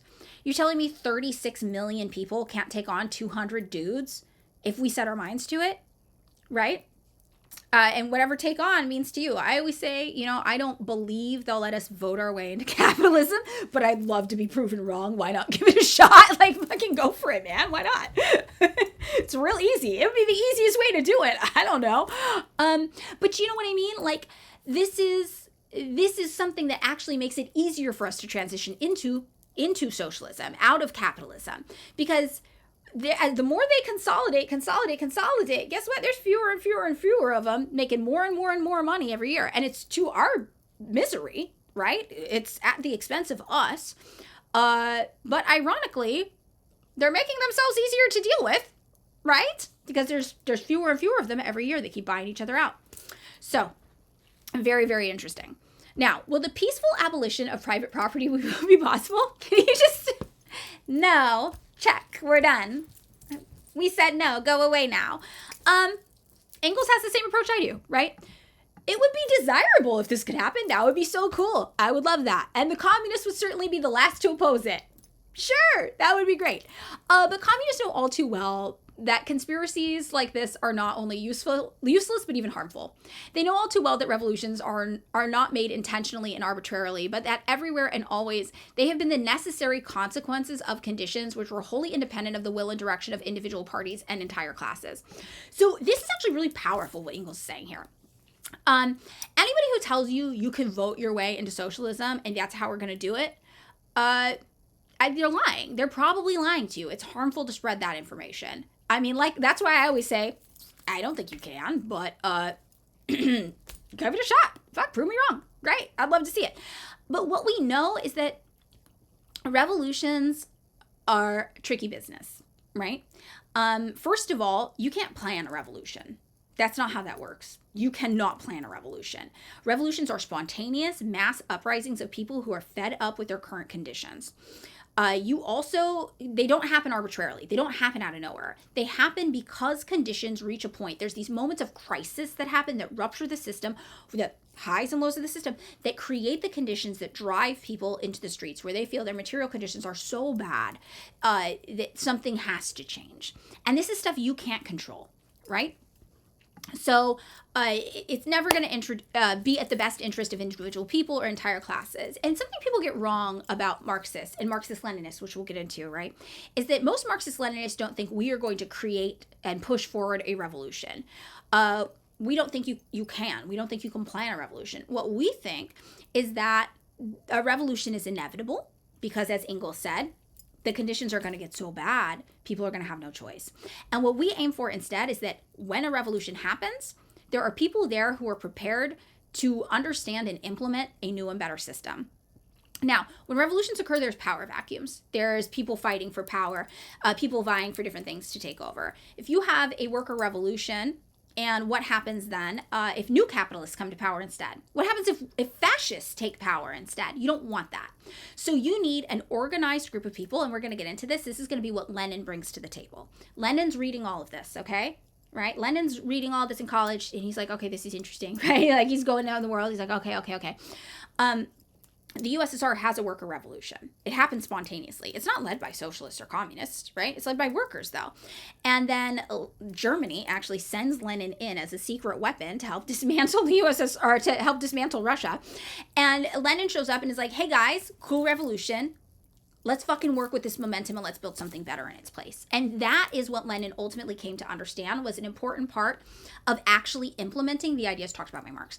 And he called this vanguardism, a vanguard party. So Marxist-Leninists believe that you need a group of people to serve as the vanguard who are educated about Marxism, certainly, about socialism, about communism, about politics, who, when a revolution happens, will know what to do next. And that is what most Marxist-Leninists, most communists will tell you, that we don't think we're going to create a revolution. We think the revolution is inevitable. And when it happens, we really think that we're going to know what to do and we're going to be able to handle it. And that's what we want. So what we want to do is spread revolutionary consciousness, class consciousness to as many people as possible. We want people to get on board with the idea of socialism. Even if you don't fully understand socialism, we want you to not hate it. So when this system falls apart and we step forward and we say, okay, we've got the plan for the new system, guys. Are you ready? Let's go. The people out there, even if they don't fully understand socialism, they don't hate it. They're not like, no, that's evil. We can't do that one. They're like, okay, yeah. And what we'll see is that in Cuba, when they had their revolution, nobody was like, we're doing a communist socialist revolution. It was after the revolution, right? That they were like, oh, we did a socialist revolution. That's what we did. And now that's what we're building is socialism. So We're in the stage right now where our mission as Marxist-Leninists is to raise class consciousness, is to make people understand all the stuff Engels is talking about. Like, hey, the reason why society is ass right now is because of the 800 rich dudes doing this to you. And the only way it's not going to be ass is if we make it illegal for them to do this to you, is if we create a new system that doesn't do this. And that's the stage we're at right now, right? So, if revolution is inevitable, what is the point of teaching people about Marxist theory and coming into class consciousness? Because what follows after a revolution is not inevitable. When the USSR, before it was formed, when Russia had its revolution, there was an interim government that was not socialist, and there was a power battle that emerged, and then there was a civil war that followed. I mean, there was fighting, it was messy. So the reason we teach people about socialism is to say, when this falls apart, this is where you want to go next. This is what you want to build. And Marxist-Leninists are not about destroying things, we're about building things. And that's really the core difference between us and an anarchist ideology. Not a fully anarchist ideology. You know, I was ANCOM, I was syndicalist. I was all about like building workplaces that run on these interesting models. That's what we did at our business. All about communities, all about mutual care. These were systems and networks I thought would be enough to help people. I now come to understand they are not enough. You need a centrally planned economy, as Engels was talking about. You need to take the existing infrastructure we have, the ability to produce things in these super efficient ways, and just administer them at a higher level to the benefit of all people in society, right? Your little mutual aid network's not going to do it, right? So this is what we really, really believe. And we think that it's our job to make sure that the masses are educated about socialism and communism and not afraid of it, and know that when collapse of capitalism occurs, this can go bad. You don't want to end up with fascism when capitalism collapses. And Mussolini developed fascism as a direct opposition to communism and socialism. He hated Marx. He hated Marxism. He developed fascism to be the opposite of Marxism. But you know what he agreed? He agreed with Marx and Engels that capitalism was full of contradictions and wouldn't last long. He was like, liberalism's a mess. Capitalism, the economic system born of liberalism, also a mess. It's gonna fall apart. So when it falls apart, Mussolini was like, fascism. Just do fascism. It's cool. It's not fucking cool, man, right? But you will have situations like that, where as capitalism, the crisis of capitalism continues and grows more and more and more, fascism will be a thing that can potentially emerge from that. And that's what we see happening in the United States today, right? We're teetering towards that fascism. We're getting closer and closer and closer every day. So the socialists and the communists believe we want to educate the masses and say, don't go that way. Come this way. This is going to be better for all of us, we promise. Anarchists can't build, left comms don't build, trots don't want to build too much. I think that's actually really funny. Great. Okay, wait, Malrich, our reading calendar I mentioned yesterday, by the way. I do recommend 18th Brumaire. Oh, yeah. Okay. Weekly reading group. Thank you. Putting it there for us to look at in a sec. Mussolini did call it fascism at that time. He did. And the communists hung Mussolini. And the communists have always been the ones who've defeated fascism in the end. So accelerationism, Car, great question. We don't believe in that. We believe that's adventurism. Because part of what we believe is that you cannot force a revolution. You can't force people to be ready for a revolution when they're not. So when you try to do that, when you try to push it before people are ready, we call that adventurism. Now there's this saying in China where they say that if you break an egg from the outside, right, you have a mess. The egg spills everywhere, it is a mess. If an egg is broken from the inside, it's because new life is emerging, right? So they say that as an allegory, I guess, or a metaphor for revolution. So you can't force a revolution from the outside. You're just going to make a mess. A revolution must come from within when people are ready. And when that happens, it brings new life. So accelerationism, adventurism, that's something that Marxist-Leninists look down upon. We don't believe in that. We don't encourage that. But we acknowledge that things like that will happen from the working class as they struggle to deal with the contradictions of capitalism and it becomes too much for them. So we expect it to happen more and more and more and more because people are fed up. And that's what we mean by the workers will lead the revolution. The Marxist-Leninists aren't here to force a revolution. We believe the workers will lead a revolution. But when they do, we want to be the man with a plan. That's our goal. We want to be the man with the plan. And that's why we reach out to the workers. We want to talk to them. We work with trade unions. We let them know we're on your side. We're working class people too, right? And we're on your side. We're on the side of all the workers. So, okay. Let's see. Actually, I'm trying to look for this thing that you replied to. Where is the question? Can you say the question one more time? the question where you said, at Madeline, how would you answer this? Can you just type the question one more time? Does that mean Marxists shouldn't help their community? Absolutely not. We help our communities. We do help our communities. Yeah. We always want to show up where our communities are. Definitely. Our focus is not building mutual aid networks, but we do mutual aid sometimes as well. Do you think the revolution will happen soon, especially with everything going on? I think we're getting there. I think it's getting real bad. And so what I try to do when I talk to people is, how bad do you want it to get?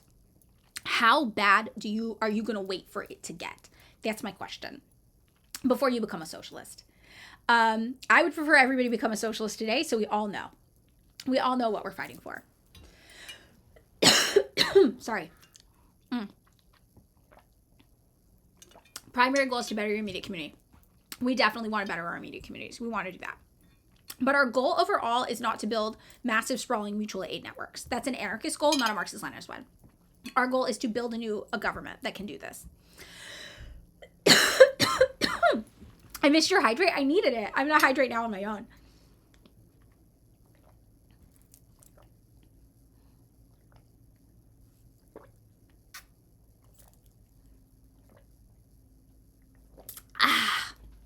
I've been doing it. I've been monologuing. I think we're going to run a little late today, but I think it's going to be good. I'm going to be into it. Walmart drug lord, trying to join your local org, but they aren't getting back to you. Try another. Try a few. Yeah, you've almost got me drinking water on my own when my throat gets scratchy.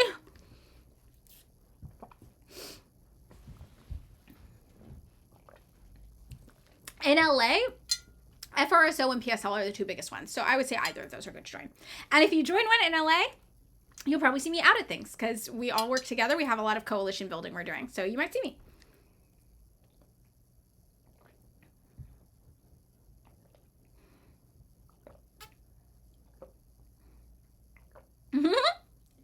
You have improved your community by teaching me to drink water. I'm not going to lie to you. Okay, Virgo. Yeah, you're always asking PSL to help. Yeah, I know. Okay. Okay, the question. How do you distinguish between socialism and welfare capitalism? Well, I think of welfare capitalism as being social democracy. The safety net is established, but at the expense of the global south. Now, when socialists administer state capitalism, they usually are not doing imperialism. So we talked about this last week, I believe. Maybe the week before. We talked about Lenin's definition of imperialism. And what we talked about is how imperialism is based on finance capital, the exportation of finance capital, which is something that's not present in socialist administering state capitalism. They'll do trade with other countries, they'll build infrastructure, but it's all based around commodity production, the things we need to live a good life. Finance capital is based on making 200 rich guys richer, right? Commodity production is about getting the commodity, under state capitalism is about getting the commodities everybody needs to live a good life. And that's a fundamental and key difference. So social democracy, welfare capitalism can only exist at the expense of the marginalized people in the global south, usually, right? There's always going to be people who are exploited because it does not undo capitalism. So the riches of your society that are getting redistributed with higher tax rates, like in the Nordic model at all, et cetera, you're taxing these billionaires, sure, for everybody in your society to do better, but how are those billionaires getting their wealth? They're getting their wealth still at the exploitation of people in the global south, right? So the money that's then being used to give you a better life as a citizen of that country is still coming at the exploitation of people in the global south. Twitch is censoring the word communist on mobile. I can't remember. I know. They warned me about that. When I joined, they were like, you can definitely do left-wing politics, but we have blanket political censorship. Like, you can't use a hammer and sickle because you can't use a swastika. You can't, like, people just get mad about it. So there's like, fine, fucking no political symbols and these political words nobody can say, which I understand why they're doing it. But they were like cool about it. They're like, you can flub it. You can get around it. So I'm like, okay, interesting. Malrish, until recently, you thought that the only thing you could really do in the U.S. is get socialists in office so they would release the boot from the throat of the global south so they have their own revolutions, and then the U.S. basically has no choice but to go socialist when there's no global south to exploit. I mean, possibly. It's not a bad idea, I guess. That's an interesting thing to talk about. I guess that's kind of the democratic socialist model, maybe. So, yeah, we could do something about the Nordic model, partaking in imperialism, but I think people really need to understand what imperialism is. It is the exploitation of finance capital, and people don't want to believe that. So the way I've been trying to workshop explaining it to people is, why does imperialism happen as you understand it? What is imperialism as you understand it? Most people will be like, country pushes around other country. And you're like, okay, why would they do that? Border control? Border disputes? Okay, maybe. Land acquisition? For what purpose? What is the benefit of land acquisition? Why do they want territorial expansion? For access to resources. Okay, so why do the access to resources benefit them? Because they want to make businesses using those resources, right? The same way the AI bros out here want to go to Greenland because there's rare earth minerals they can use in AI development. So, and then what would be the point of that? To develop these industries. And under capitalism, what's the goal of developing a big business? So you can sell it, so you can, leverage it for investment opportunities, so you can use it to create more money. The commodity, it doesn't even fucking matter. Look at AI. Nobody even fucking wants that, right? It's not even desirable. It doesn't matter. So you can leverage the business to create more money. So you can have money magically create more money.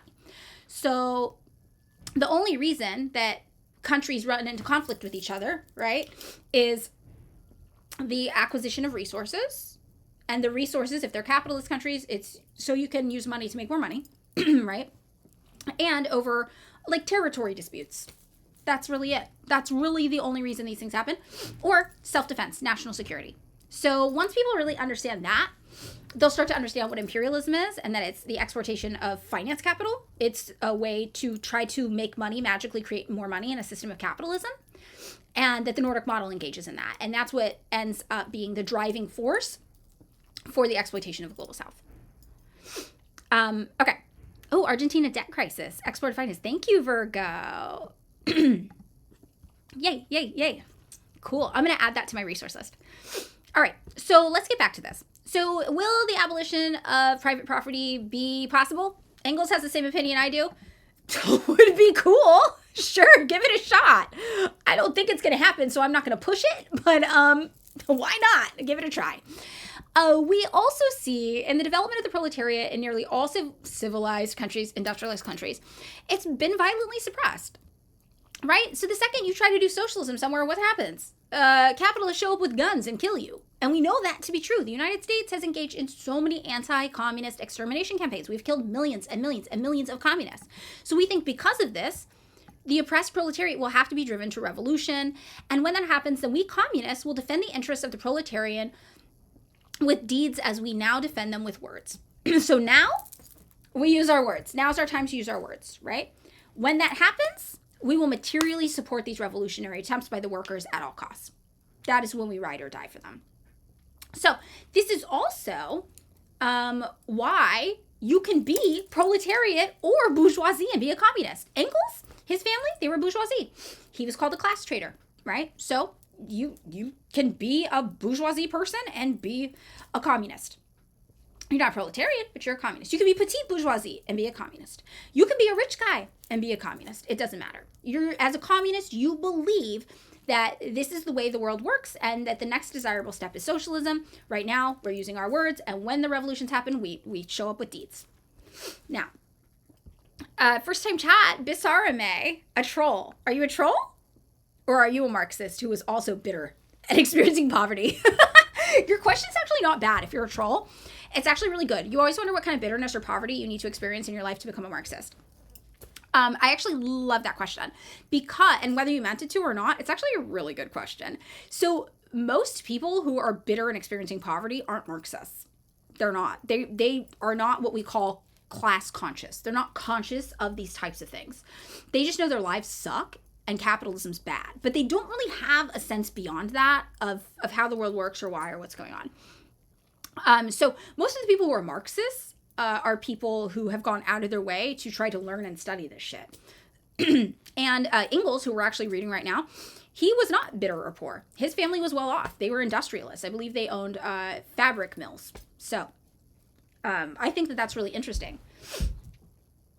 Sorry, nose running.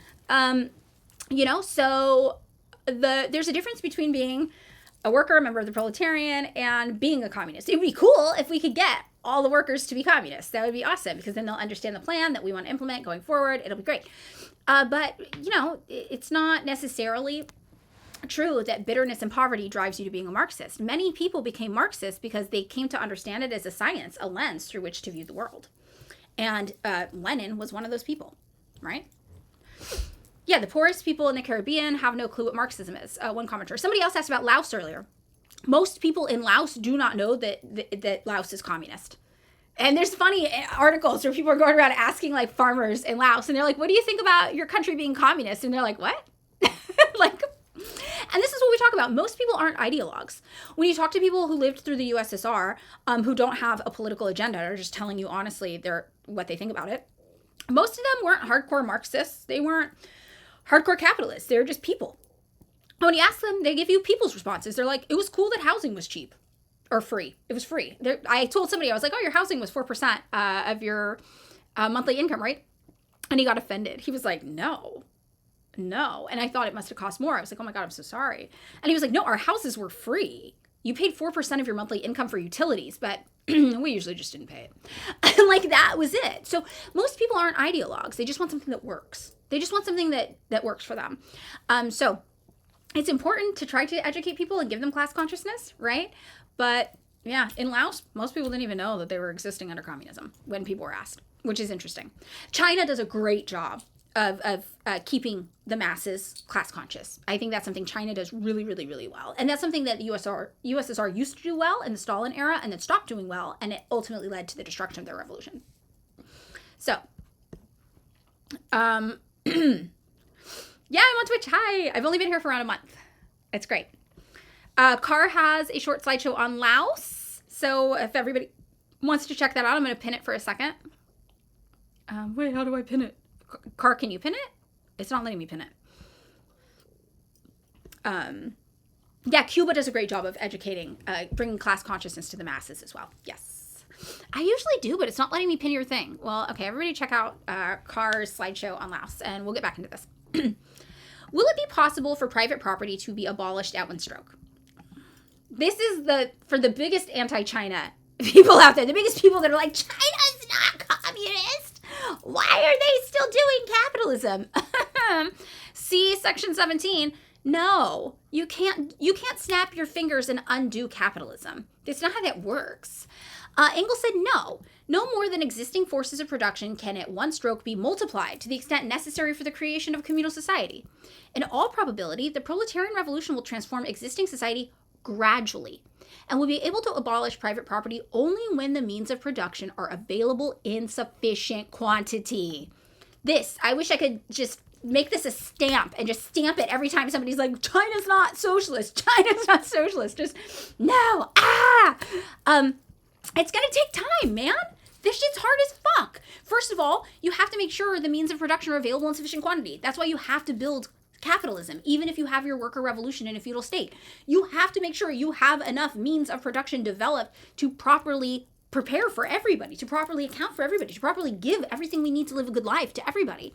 So what you're going to see is you're going to see a buildup like this happen, a shift like this. You have the private ownership of business that starts up here, and you have the development of things you need to live a good life, right? The means of production, all the stuff you need to produce the things that we like to live. Now, depending on when you have your revolution and where, this will start somewhere else, around here, right?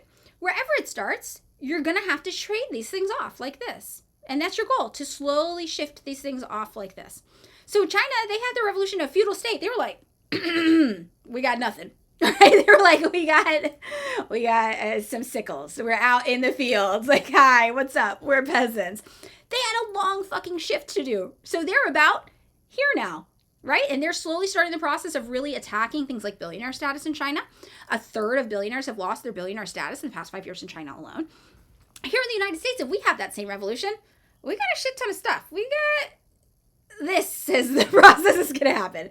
So we're more like, our means of production are here, but our private ownership's like real fucked. So it's still going to be a process, just a little bit higher up. So remember this. The proletarian revolution will transform existing society, what? Gradually, over time. And China, they had their revolution, around 1950? So they're going to have socialism ready to go by 2050. It was a 100-year transition period for them. 100 years. For them to get to a point where they felt that the means of production were available in sufficient enough quantity that they could really start abolishing private property. right? Now, what will be the course of this revolution? Now, Marx and Engels did not like to talk about what they thought this would look like because they did not want to write a playbook. And when we talk about different types of socialism, this is what I need you to understand. If you're a Marxist, Marxism is the baseline. This is what you need. The different types of socialism are the different specific playbooks developed from here based on where people are and what was going on in their country when they had their revolution. Every country needs its own playbook. Every single country needs its own playbook. But the first place we had a revolution, an intentionally socialist revolution, or a revolution rather that intentionally led to the implementation of a socialist government, communist government as we understand it, was the USSR. So the very first playbook that was ever written was by Lenin. Now, we say we're Marxist-Leninists because we believe that all these other countries that have their own developed variations to suit their country's needs, that Marx and Lenin are going to be the foundation. Right? They're going to be the foundation. But guess what? Socialism in the United States is going to look different than socialism in China, than socialism in the USSR, and than socialism in Cuba. And we in the United States are going to need our own versions of Mao, our own versions of Ho Chi Minh, our own versions of Fidel, right? All these people to write what American socialism looks like. What's that going to look like here? So we're going to base it off a Marxist-Leninist framework because Lenin contributed new ideas to Marxism that are the foundation for how you take these ideas and turn them into a government. And we'll talk about that. Lenin added these things to Marxism. So we say we're Marxist-Leninists because we believe in the Marxist ideas put forth here, and we believe in Lenin's additions and how to turn them into concrete realities to implement in a country. But we also believe that all these different forms of socialism that pop up here and there, communism that pop up, those were created uniquely to meet the conditions often of what is going on in those countries. So I don't consider myself a Maoist. Why? Because being a Maoist today, as we will talk about, has a specific connotation. It means that you think that China was communist up until the Dengist reforms. I don't believe that. I believe that Deng was still doing communism, as we have seen when he introduced market reforms, right? But I think Mao was a great leader. I would not call myself a Maoist. That doesn't mean that I don't fuck with Mao. I fuck with Mao heavy, right? So, these different ideologies are not always representative exactly of the person. They are usually based on the person, but Marxist-Leninists usually support Kim Il-sung. They support the DPRK. They support Mao. We support all these people as they are variations based off of a Marxist-Leninist foundation. So, what will be the course of this revolution? Now, this is rare because we didn't see Marx and Engels talk about how they thought it would go often. But this is what I usually ask people when they're like, so-and-so place isn't doing socialism or communism because communism is this thing I made up in my head. And you're like, okay. This is what I send them because this is the closest thing we have that's easy to understand and relate to places around us. And when we look at this, it's like, you read this and the USSR was doing communism. China's doing communism. North Korea is doing communism. And most people who will tell you what is and is not communism have never bothered to check. And that is frustrating, right? It's maddening. But most workers probably aren't realistically going to do that work. And it's a constant challenge to try to raise class consciousness and meet people where they are. And I think that when we're on the internet, right? If you're on a Twitch stream right now, I'm sorry, you're internet pilled like the rest of us. We exist in a special place. When I go out and do my IRL organizing work, very few people in my org are also internet brain rotted to a similar degree. There's a few people where I'm like, this fucking thing happened on Twitter. Oh my God. Most of the people in my org are normal fucking human beings. So to them, the way you get through to people is you talk to them, you're nice to them, you talk about the communities you want to build, you talk about, you bring them in slowly and kindly. To us who are internet brain rotted, no, sometimes you fight with a fucking random dude named Chad and then you send him this and you go, which fucking one, loser? Which fucking one? You debate bro them. And it's horrible and it's disgusting, but it works on other internet pilled people. It does work on certain other internet pilled people. So, I do that with internet pilled people who want to debate bro shit sometimes on the internet. I'm no better than you. I'm a fucking loser who yells into the void too. I like fighting with strangers, right? But it only works on some people. And for some people, this isn't what works on them. So for weirdos though, for us internet weirdos, this shit does work. I think this shit does work on a lot of us. So you pick your poison. You pick what works for you. You pick your approach, right? For trying to raise class consciousness, trying to talk to people. And it's going to be different with everybody. And your goals are going to be different. For me, when I'm internet fighting with a loser and I send them this, bikinis and guns would work. We need to start wearing bikinis and carrying AK-47s. We need to be like Gaddafi's chick militia, right? But it's going to be different for everybody. And my goal right now is just to teach people what communism is. That's my goal. My goal isn't even to make people communists. It's just to teach people what communism is. And defend actually existing socialism and tell you, hey, no, they actually are doing communism and it is working. So those are my goals right now. And it helps to be aware of what our goals are. All right. So what will be the course of this revolution? A rare treat into them guessing what it would probably look like. Marxist Gamer Zero, you love the video in which I say 5'4" energy is waking up every morning and choosing violence. Yeah, and if you hear that I went down, it's because I got into a fight I couldn't win. Yeah, and I knew I wasn't going to win when I got into it, and I didn't care. That's me. That's my life. I once dated somebody who was also like I'm 5'3", so they were like 5'4". And they also did the same thing as me. They were like crazy too. He pronounced. He was like crazy too. And we were talking about it one day, and I was like, well, the thing is, if you're that aggressive in public and you're so little, they just assume you've got a gun on you, because why else would you be so confident? And so this is the thing we would talk about all the time. And I grew up in Fresno, so if you know much about Fresno, you have to be really on. When you walk down the street, people will mess with you, they will talk with you, they will try you sometimes depending on where you are. So you got to learn quick how to like work with people in that capacity. You got to really be on point. It's a certain way to experience socialization. And my partner at the time kind of had a similar vibe. One time we were in LA and it didn't work for him. Usually being small had this advantage where people just assumed you were insane. And basically, he got out of the car because there was some road rage situation going on, and it blocked off all of traffic on Los Feliz Boulevard, if you're fucking familiar. So you know how many people were backed up because these guys were fighting. So he's like, I'm going to go fucking handle it. All 5'4" of him. And so he goes, and I'm like, yeah, okay, this will probably work. He comes back a few minutes later with a bloody nose, and I'm like, what the fuck happened? And he's like, called my bluff, hit me in the face with a skateboard. That never happens. And I'm like, damn, they knew it. They called it. And it was like, but that's, how it goes. So, I don't know, whatever. Lovely divulgence. You adopted your dog from Fresno. He's tough as hell. Yeah, that's what we do. And that's what I say. I'm like, I'll get in a fight. I'll lose. I'm not going to win a fight, but I'll get into it just on the principle alone. And one time when David and I were at this bar, I've told the story before on the podcast, his name was Curtis. This guy named Curtis comes up to us at a bar, and he can just tell. He's like, you guys are communists, aren't you? And we're like, yes. And this is before I had a large internet presence or David did the podcast or anything. And he's like, I could tell. And I was like, how could you tell? That's kind of impressive. But he was drunk out of his mind. And he looks at me and he's like, you got the fight in you. You're going to do it. You can handle it. You're going to do it. And then he looks at David and he's like, you? Not so much.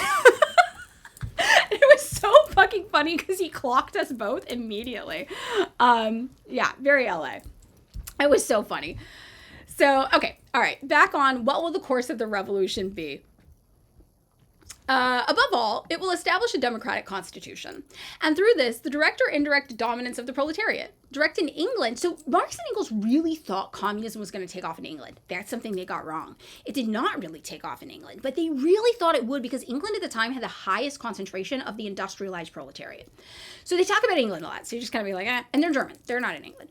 So direct in England, where the proletarians are already a majority of the people. Indirect in France and Germany, where the majority of people consist not only of proletarians, but also of small peasants, petite bourgeoisie. Those are people who are of the owning class, but of a smaller degree.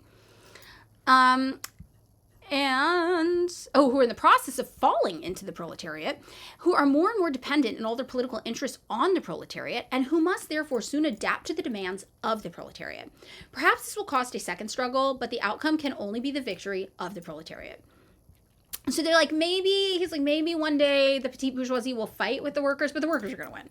Doesn't matter. So democracy would be wholly valueless to the proletariat if it were not immediately used as a means for putting through measures directed against private property and ensuring the livelihood of the proletariat.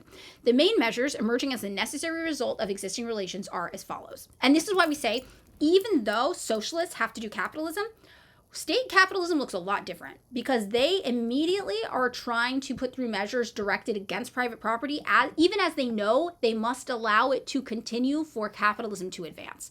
And that's how we ended up with 800 million people getting lifted out of poverty under capitalism in China, state capitalism in China.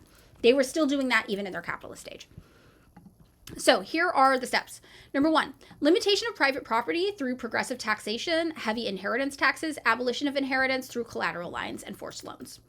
Number 2, gradual expropriation of landowners, industrialists, and transportation, basically, partly through competition by state industry and partly through direct compensation in the form of bonds. So some people are like, China investing and purchasing stock from existing companies isn't communism. Well, that's not what fucking Marx and Engels think. I don't know what to tell you. It's right there.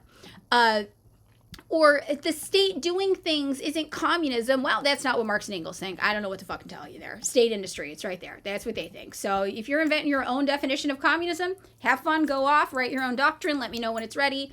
I'm doing this one, though, right? This one. I'm doing this one, though. Number 3, confiscation of the possession of all immigrants with an E, people fleeing the country, and rebels against the majority of the people. Now, this is what they did in Cuba. And now the United States is trying to make it so that Cuba has to give a bunch of money and or property back to capitalists who fled Cuba during the revolution and came to settle basically mostly in Miami. And that is a crazy thing we are trying to do. Organization of labor or employment of proletarians on publicly owned land in factories and workshops, right? So basically saying, let's get some state-owned enterprise in there. Let's get the state doing things, employing people, giving people jobs. We did a little bit of this actually during the Great Depression with FDR's New Deal. We started doing government infrastructure projects and hiring people to do these government projects. Out here in California, Ramsey Robinson is our Marxist-Leninist running for governor. He wants to do this. He wants to give people guaranteed right to work if they want. If you want to work, you can work. $30 an hour minimum wage union jobs. And we have crumbling infrastructure. He wants to do the same thing. He's like, let's give you guys, let's employ the workers on publicly owned land, government jobs, right? So we can do this. And he says that the competition with the factory owners should work in such a way where it's not just the government paying you good wages. Now the factory owners have to pay you good wages too. Yes, Haiti is still owing France for their lost property, which was just the freedom of slaves. It's absolutely wild. This is Comrade Thuggin' New Rule. You have to do more communism than China to say it's not communist. Yeah, I think that's a good rule. I'm not hearing this shit from anybody. Number 5, an equal obligation on all members of society to work until such a time as private property has been completely abolished. None of this, oh, you're rich, oh, you spend your days lounging around doing nothing. Fuck off. Go get a job. Go get a job. If we're working a job, you gotta work a job. That's not fair. We all gotta work a job if we're able to work a job. Now, remember, Marxism says from each according to their ability to each according to their need. If you're not able to work a job, if you're disabled, that's not your fault. Society takes care of you. You have needs. We will meet them. That is not your fault. Every able-bodied person, though, who is able to work, you don't get to choose not to. Fuck that. If we're all working to make society function, we're not working to make society function for you. We're working to make society function for us. You're not special. You're not special. Go fucking work too. Pitch in. Pitch in, loser. Right? Some people are like, I don't want to be forced to work. Anarchist energy. Anarchist energy. I'm sorry, bro. If we've all got to work, you're not a special flower. You got to work too. We all got to do it. Virgo, I know you said it wouldn't work. It's a joke. I know. But yeah, that's the thing too. What is work? Work is a million different things. And there's a role for everybody to play. No living off of passive income. Marxist Gamer Zero, that's the real point. Yeah. And I will say, anybody I've had problems with in my personal life, it has been a combination of them saying they are an anarchist and then later thinking that they are too good to work alongside the rest of us. So, just going to say, we are workers. That is what we do. We are worker bees. Work is good. Work makes society function. No more of these rich guys doing their fucking dropship scam, passive income bullshit. Yes. So true. First time chat, welcome. Israel, welcome. Welcome. Also, you guys should know, I played a video game online the other night, and there was one guy there from Israel, and I was like, I don't care what happens in this game, I am beating him. And at first, he was undefeated, and I was the first person who took points off him. And I was like, that's right, fuck off. And I just knew everybody else in that game was like, fuck this guy. I knew it. It was pretty funny. I was playing Go-Go Magic Chess. I'm addicted to Go-Go Magic Chess. All right. So, number 6, centralization of money and credit in the hands of the state through a national bank with state capital and the suppression of all private banks and bankers. Number 7, increase in the number of national factories, workshops, blah, blah, basically just do more state businesses, right? All in proportion to the growth of capital in the labor force, right? So make more jobs as there's more people. More people need jobs, make more jobs. That's what happens. Education of all children from the moment they can leave their mother's care in national establishments at national cost. Education and production together. This is actually important. This is a part of the woman question. You have to give women jobs, right, to have them engage in society equally, not because they have to work in domestic labor is labor. Domestic labor is labor, but because you want them to not be relegated and stuck in the home. You want them to engage in public sphere, be part of public talk, public debate, engage in policy, etc. So you have to provide childcare. You have to. And this is something people run into really, really, really fast. The woman question. Yes. All right. Number 9, construction on public lands of great palaces as communal dwellings for associated groups of citizens. This is what China does. China builds these little pop-up areas for citizens engaged in both industry and agriculture, combining their way of life, the advantages of urban and rural conditions. And this is what China does. China will go to an area where they've got maybe a more countryside kind of life, and they'll be like, we're building a little community here. And it looks like an urban community. It's high-rise buildings. It's got the community centers, the cantinas, everything, but it's out there in a rural area. And there was this really funny thing I saw on the internet where some American was like, oh yeah, somebody from China moved to Chicago where I live. And I think it was Chicago. It might have been like Indianapolis. It was a Midwestern city. And they were like, oh, how do you like it here? How do you like living out here? And the woman from China was like, oh, it's great. I've always loved living in the countryside. Yeah, I prefer the country to the big city. And in China, their big cities have like 10 million people in them. Tier 2 cities that you've never even heard of have 10 million people in them.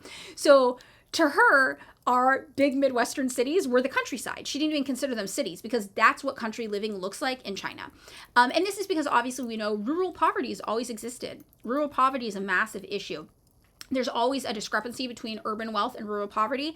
And so China is actively trying to tackle that right now by doing exactly this, which I think is really interesting. Number 10 is the destruction of all unhealthy, basically dwellings in urban districts, these shoddy houses, tear them down, fix them, make them better. Number 11, an equal inheritance right for children born in and out of wedlock. Not super important. We have that kind of now everywhere. Old school. And number 12, concentration of all means of transportation in the hands of the nation. What? High-speed rails. Give us high-speed rails. Give us high-speed rails. That's what we want. That's what we're doing. Okay. We've been doing this so long, I have to take a bathroom break. So I'm going to fork screensaver you guys. Give me 5 minutes and I'll be right back and we'll finish up this document and we'll get a little bit into, I swear, the other forms of socialism. It's important, but this is a good foundation.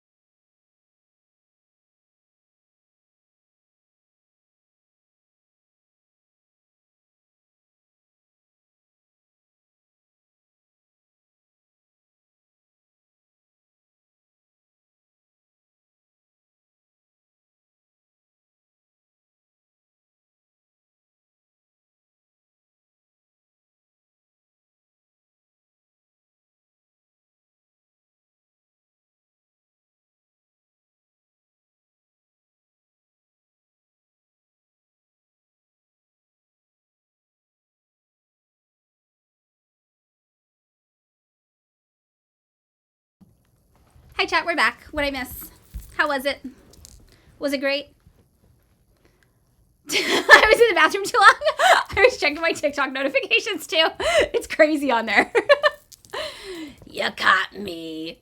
Thank you for pinning that. All right. So, getting back into this, the most important thing also I want people to like see and understand when they do this is it is impossible, of course, to carry out all of these measures at once, but one will always bring others in its wake. Once the first radical attack on private property has been launched, the proletariat will find itself forced to go even further, to concentrate increasingly in the hands of the state all capital, all agriculture, all transport, all trade. All the foregoing measures are directed at this end, and they will become practical and feasible, capable of producing their centralizing effects to precisely the degree that the proletariat, through its labor, multiplies the country's productive forces. Now, I think that this is really interesting and important. Hold on. Bye, Virgo. It's going to take time. It's going to take time. It's going to happen slowly, right? You know, and this is what we see. It's going to be a slow process. You're not going to do it all at once. We're not shock therapy. We're not doing shock doctrine to try to do communism. It doesn't work anyway, so we're not going to do that. So finally, when all capital, all production, all exchange have been brought together in the hands of the nation, also, again, when people are like, no, state capitalism, that's not communism. It says right here, when it's all been brought together in the hands of the nation. In the hands of the nation. Communism is not inherently anarchistic. It's in the hands of the nation, okay? Private property will disappear of its own accord. Money will become superfluous and production will expand so man can change society and slough off whatever old economic habits may retain. And this is it. This is when money becomes so moneyless. So it's not wrong to say that communism, its end goal is moneyless. But the idea isn't that that's what we're working towards. It's just the idea that like it's just going to happen on its own. It'll happen on its own after we start doing this stuff. So that's important to know as well. Now, will it be possible for this revolution to take place in one country alone? Now, this question is the crux of the debate between Trotskyists and Marxist-Leninists. All right? So when we talk about the different types of communist ideologies, Trotskyists are, in their heads, Marxist-Leninists, right? Sorry.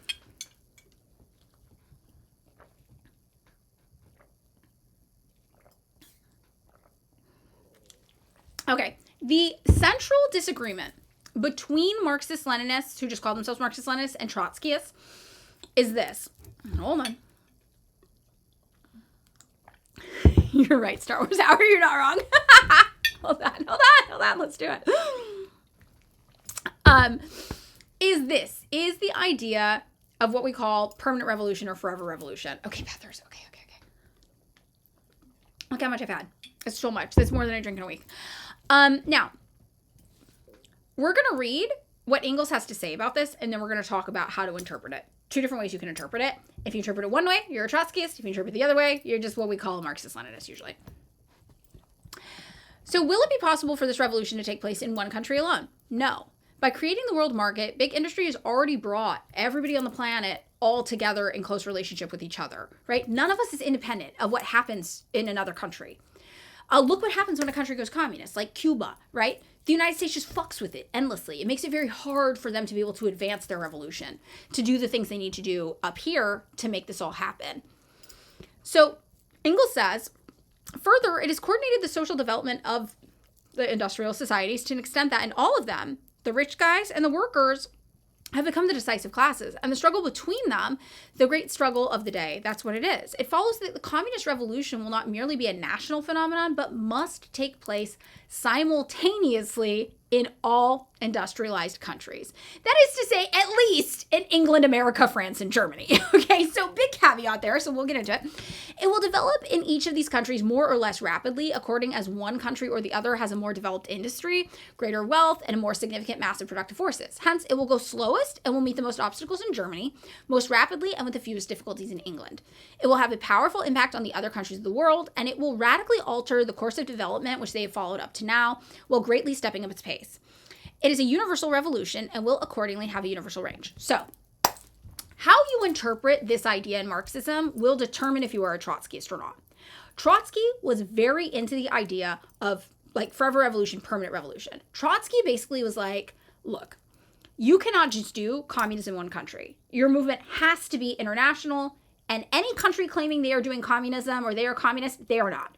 Trotskyists to this day will not tell you that China is communist. They will not tell you North Korea is communist. They will not tell you Cuba is communist. They will tell you that this is a lie because you cannot have communism unless every country is doing it all at once.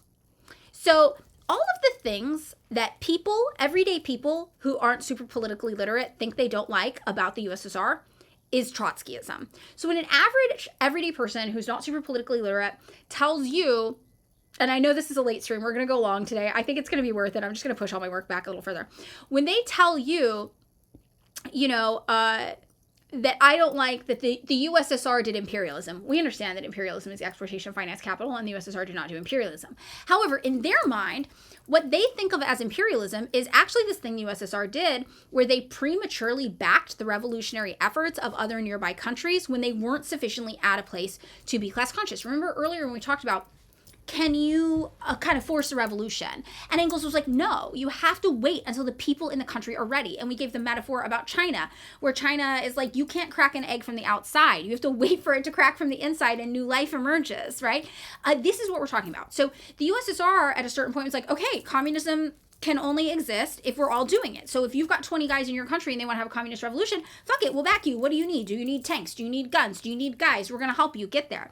And what ended up actually happening is Stalin was like, hey, first of all, big drain on our resources. We don't have resources to be doing this. Second of all, not actually working that well. A lot of these places are not ready for communist revolutions. It's not effective. It's not going to stick. You cannot force a revolution from the outside. So we're not going to do that anymore. We're just going to focus on us, and we're going to focus on doing communism in our country. And that is the central division between Stalin and Trotsky. And it's both how they interpreted this idea. So what we consider Stalinism, that's not really an ideology. Stalin didn't really come up with his own theory or ideology. He just implemented Marxist-Leninism, right? So we don't usually say Stalinism is a thing. Some people will call things Stalinism, and they're usually goofball ding-dongs who don't really know what they're talking about. Stalin just implemented Marxist-Leninism. But the central division between Trotsky and Stalin in their ideologies was, can you do communism in one country? And Stalin was like, yes, you can. You can do communism in one country. Every country is going to develop separately. And us becoming a strong communist country is going to help other countries on its own by virtue of things like trade, negotiations, whatever. So that when we look at China, they have this approach. That's why China's not trying to get in fights. China's not trying to start conflict. China doesn't even necessarily stand up for other communist places when they're in crisis, not the way the USSR did. They took it even one step further. China's like, we're doing us. And look, what we can do to help other countries get ready for their revolution is we can invest in infrastructure. We can do trade deals with you that are advantageous to your working class.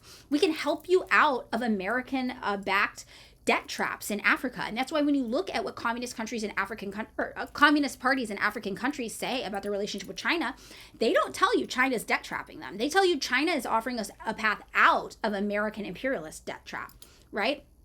So, China is like our way of facilitating spreading communism around the globe is for us to do well, us to become a key power in a multipolar world. We can do trade deals. We can flex our might economically, and we will wait for other countries to be ready for their revolutions because you can't force it. So you have to just let it happen on its own. Now, we also, as people who believe you can do communism in one country, right? We believe that, as Engels said, it's naturally going to develop separately everywhere. We acknowledge that you are going to be stunted by capitalist powers as long as you are communist in a world full of capitalists, which is why it is desirable for the entire world to go communist. We believe that. Look at what's happening in North Korea and Cuba because of the blockade placed on them by the United States. They are struggling.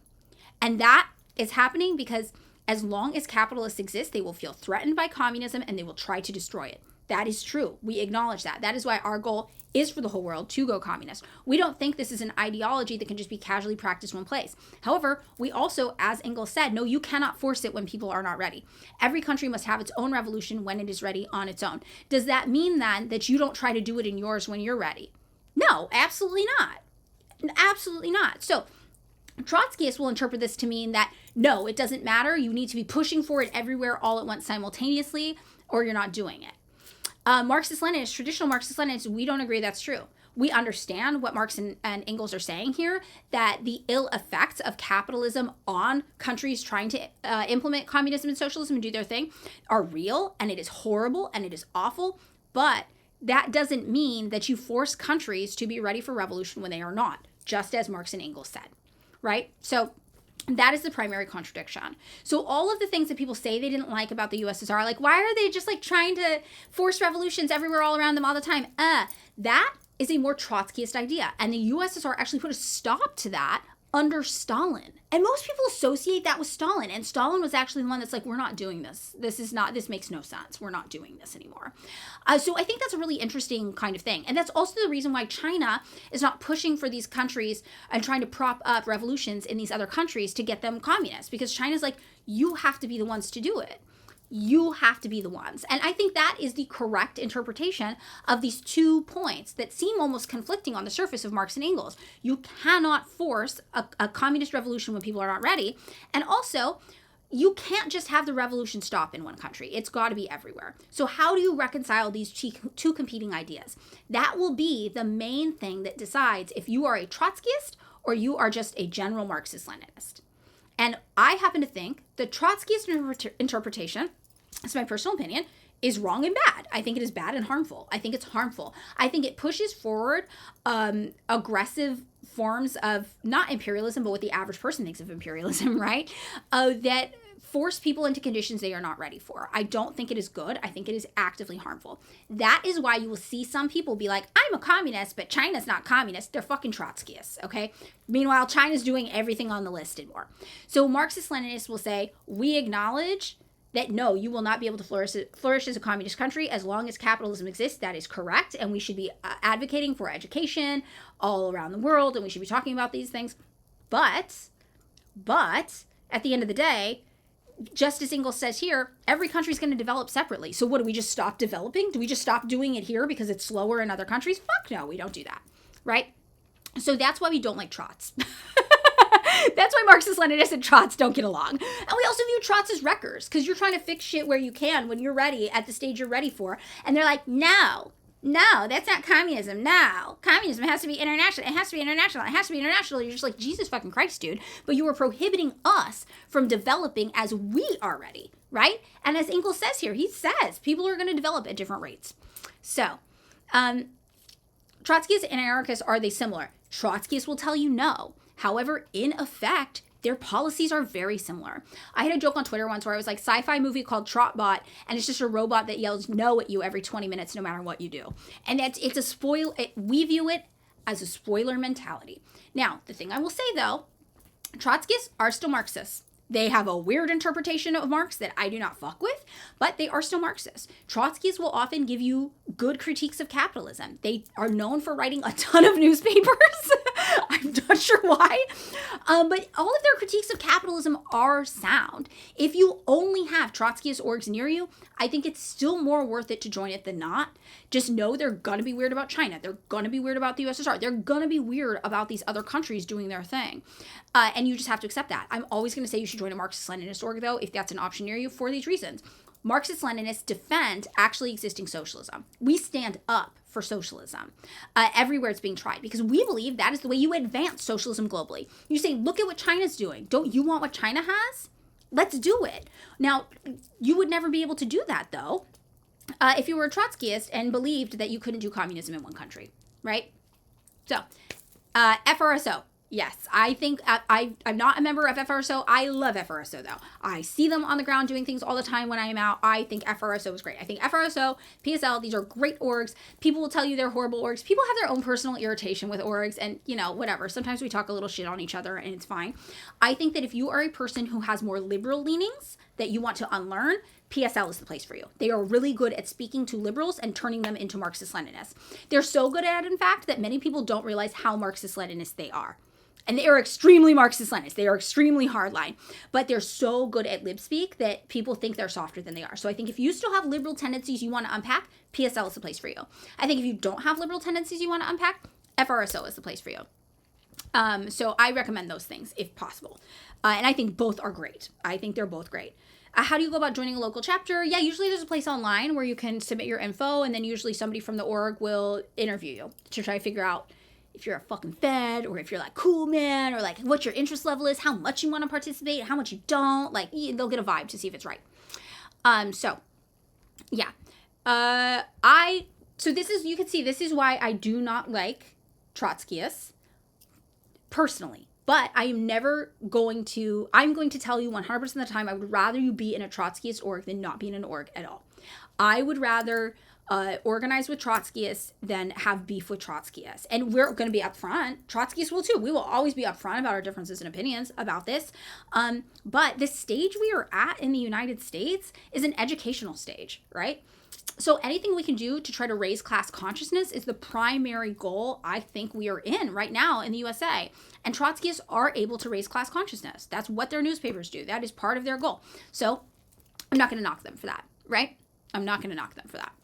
And that's kind of where we're at. So that is one of the differences and a difference of political ideology. So, all right.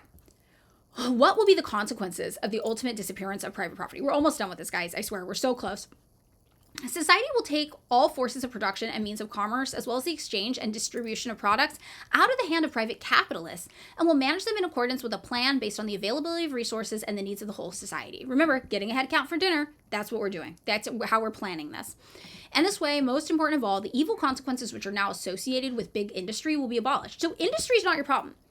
Industrialization is not actually our problem. It feels like it's our problem because it's gross and yucky and miserable, but it's actually capitalism and industrialization that's the problem.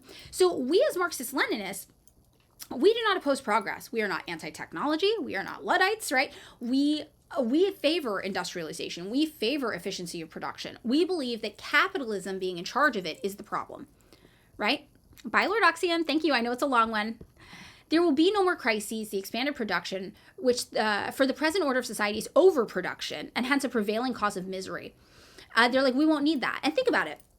What happens now in capitalism? You make a bunch of shit, and then you try to see if somebody wants it later. And then you try to convince them to buy it even when they don't need it. We're overproducing. We're doing more than we need, right? And trying to sell it later to make somebody rich.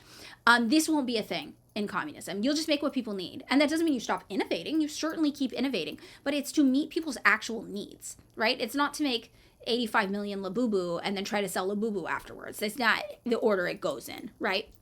You do a head count. You're like, who want Labubu? We'll make enough for everybody. Communism is when everybody gets Labubu. That's what I'm saying.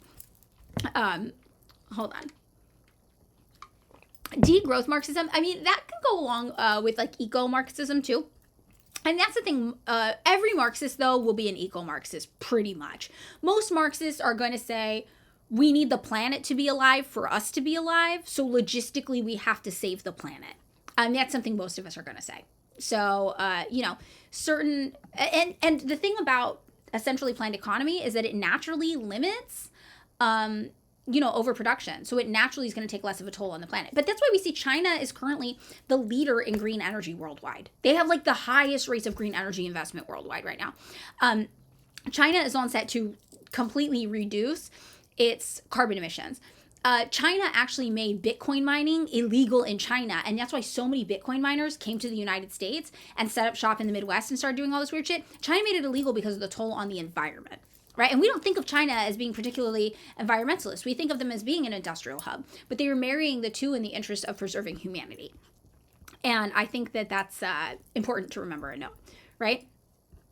I know I want to DPR Kayla Boo Boo so bad. Instead of generating misery, overproduction will reach beyond the elementary requirements of society to assure the satisfaction of the needs of all. We're going to make the shit you need. And you're not going to go without. Right? You're going to make the shit you need. And so when we talk about the USSR, for example, when people went to the USSR, the grocery stores were not super full. The shelves were not super full. And famously, the story is that, Gorbachev, one of the reformist USSR leaders later, the revisionists, came to the United States and saw fully stocked grocery stores and was like, that's it, I'm sold. We're bringing capitalism to the USSR. That's not actually what happened. Very obviously, the United States had been basically manipulating the leaders of the USSR, drove them to a place where to accept corruption. It was like, we will let you in to the world stage in a major way that benefits you personally if you undo communism. And they were convinced and swayed. They were very, very corrupt, and they intentionally dismantled communism against the will of the people. Now, that myth, though, that, in the USSR, they weren't used to having full grocery stores. We got a raid. Oh, you got the raid. Yay! You got raid. Welcome, welcome, welcome, everybody. Yay! 474. Wow, welcome. Hi, Raiders. We are doing Theory Thursday. So we are reading Principles of Communism and talking about the different forms of socialism that developed out of it and why Marxist-Leninism is superior. Hi, everybody. And I'm drinking water because I've been talking a lot today. Yeah, Theory Thursday. Theory Thursday.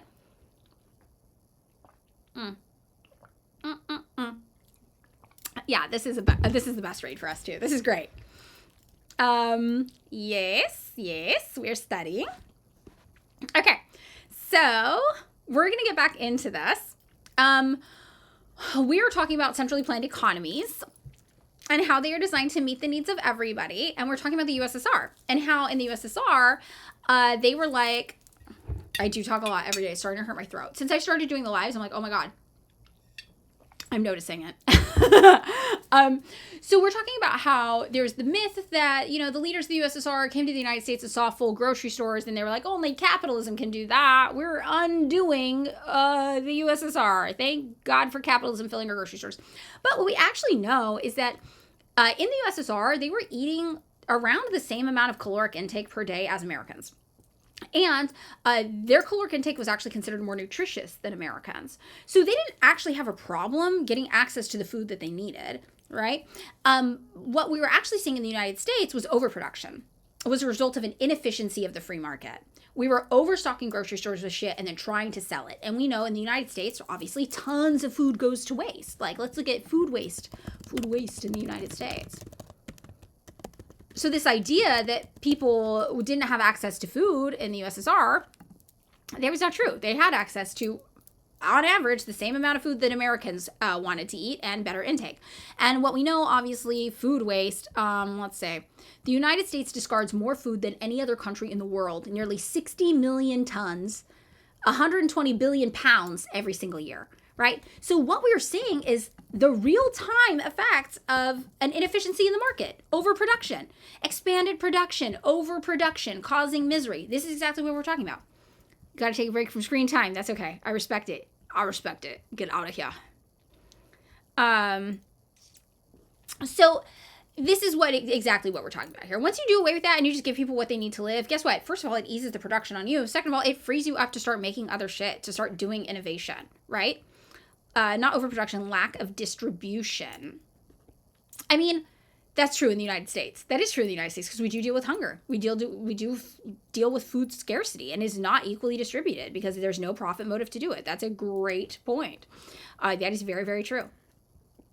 So this is what we're ultimately saying is going to be one of the positive effects, though, of no longer having this shit tied to privatization. It will become the condition of and the stimulus to new progress, which will no longer throw the whole social order into confusion as progress has always done in the past. Big industry freed from the pressure of private property will undergo such an expansion that we will now see, what we now see will seem petty in comparison, as manufacturers seem when put beside the big industry of our own day. This development of industry will make available to society a sufficient mass of products to satisfy the needs of everyone. And that's what we got going on in China, right? They're making shit. They're making enough shit for everybody. Everybody's got shit. It's awesome. First time chat, food deserts, yes.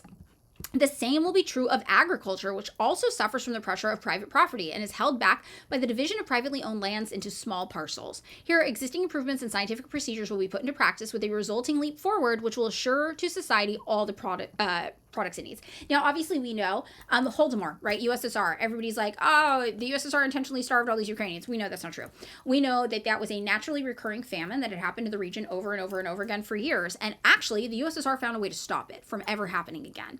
We also know the year of that, it was exacerbated by two things: weather effects that caused a premature bloom, and second of all, the kulaks refusing to collectivize, refusing to share basically the rich capitalist farmers, slaughtering all of their livestock and burning down their own crops rather than sharing with hungry people.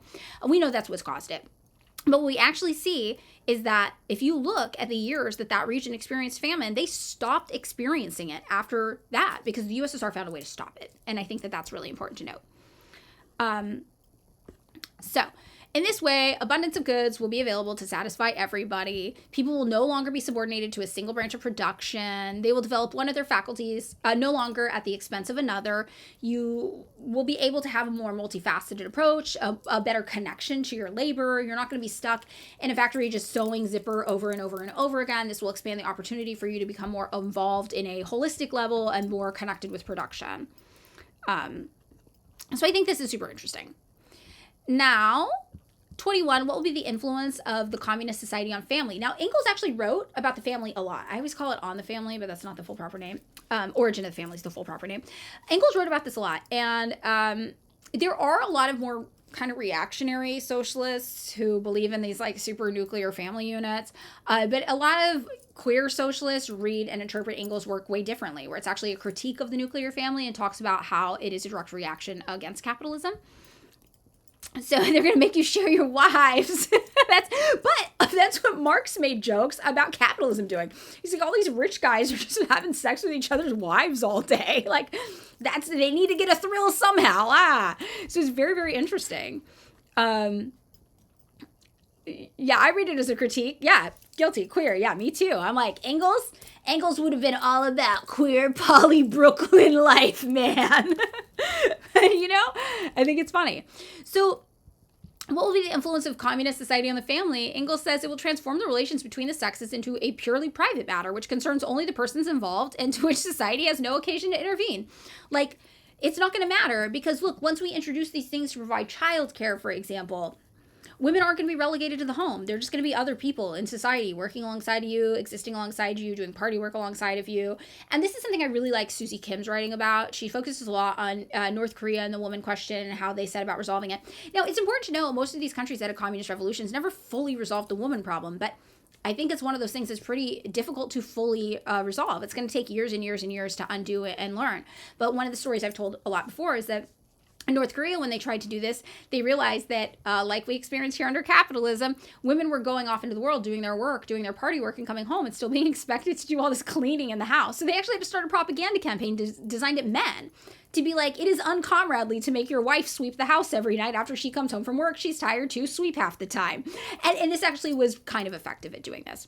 And socialism, yes, has always been built under siege. They haven't really had the chance to allocate resources as much as we might like or want to do towards these education campaigns to undo chauvinistic ideas of the past, because they constantly are having to allocate so much of their budgets to national defense, to making sure they're not overthrown, to making sure people have food to eat, because very often their trade is restricted, things like this. Very, very interesting to keep in mind as well.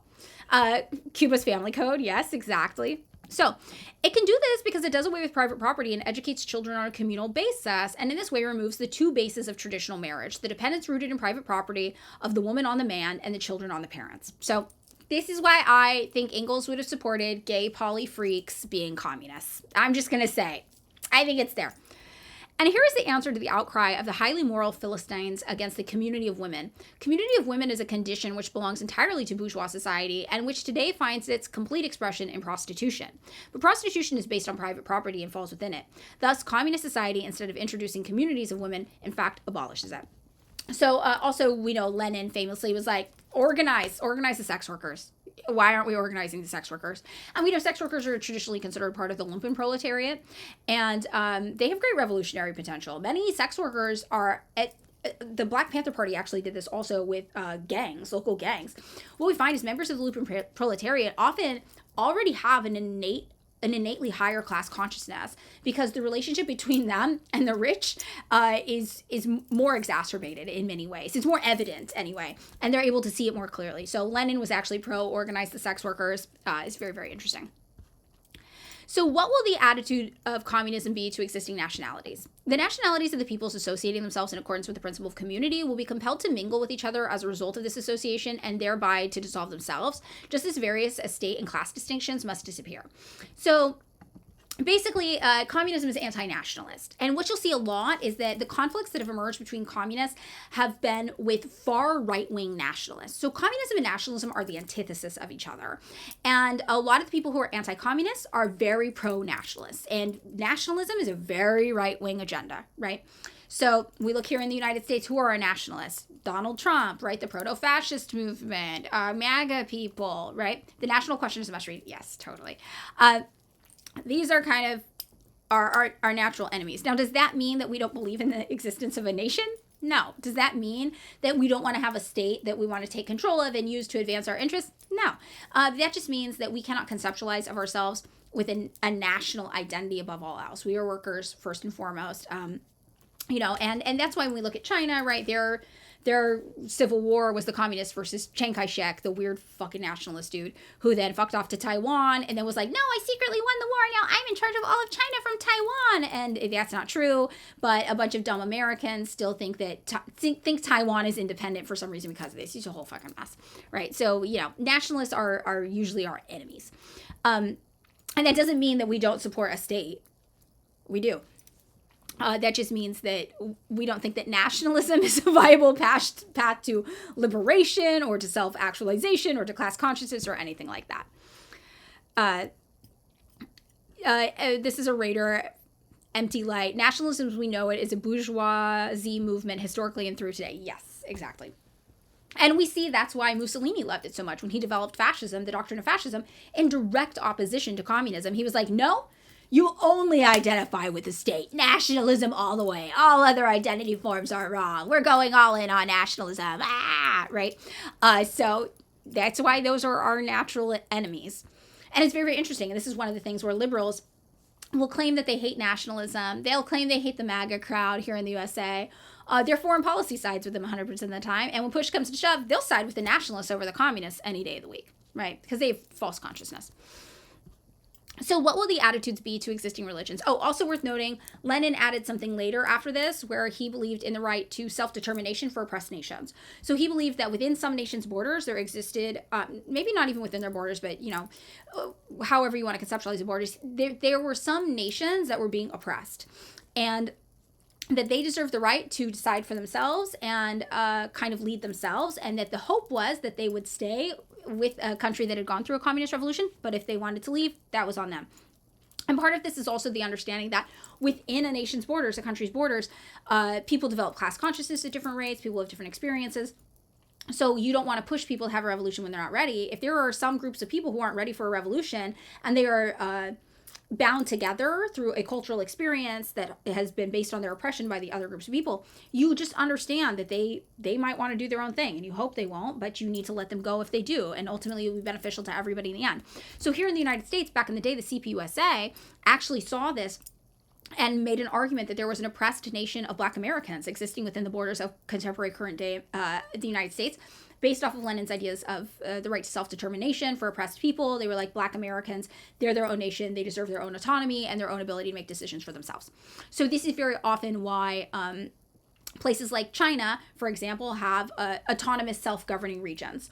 Or even like Xinjiang, for example, they're like, look, your government needs to be led of your people who have autonomy, self-determination to decide what you want for your people. So these different autonomous functioning regions are not the result of communism fracturing and people wanting separatist movements, as the West would lead you to believe. It is a function of communism. That is a function of communist doctrine, right? And that's based on Lenin's addition to this idea of existing nationalities. So, what will be its attitude towards existing religions? All religions so far have been the expression of historical stages of development of individual people or groups of people. Communism is the stage of historical development which makes all existing religions superfluous and brings about their disappearance. This doesn't mean we want to take your religion from you forcefully. Just like with religion, it's the same as revolution. You can't force it when people aren't ready.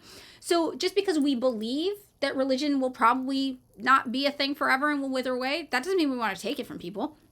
We believe that religion is deeply tied to people's cultural experiences. It's deeply tied to their identities. And if they have religion where they are now, that's totally fine. So in China, their policy, for example, that we see is that you're allowed to practice your religion privately, but you're not allowed to proselytize.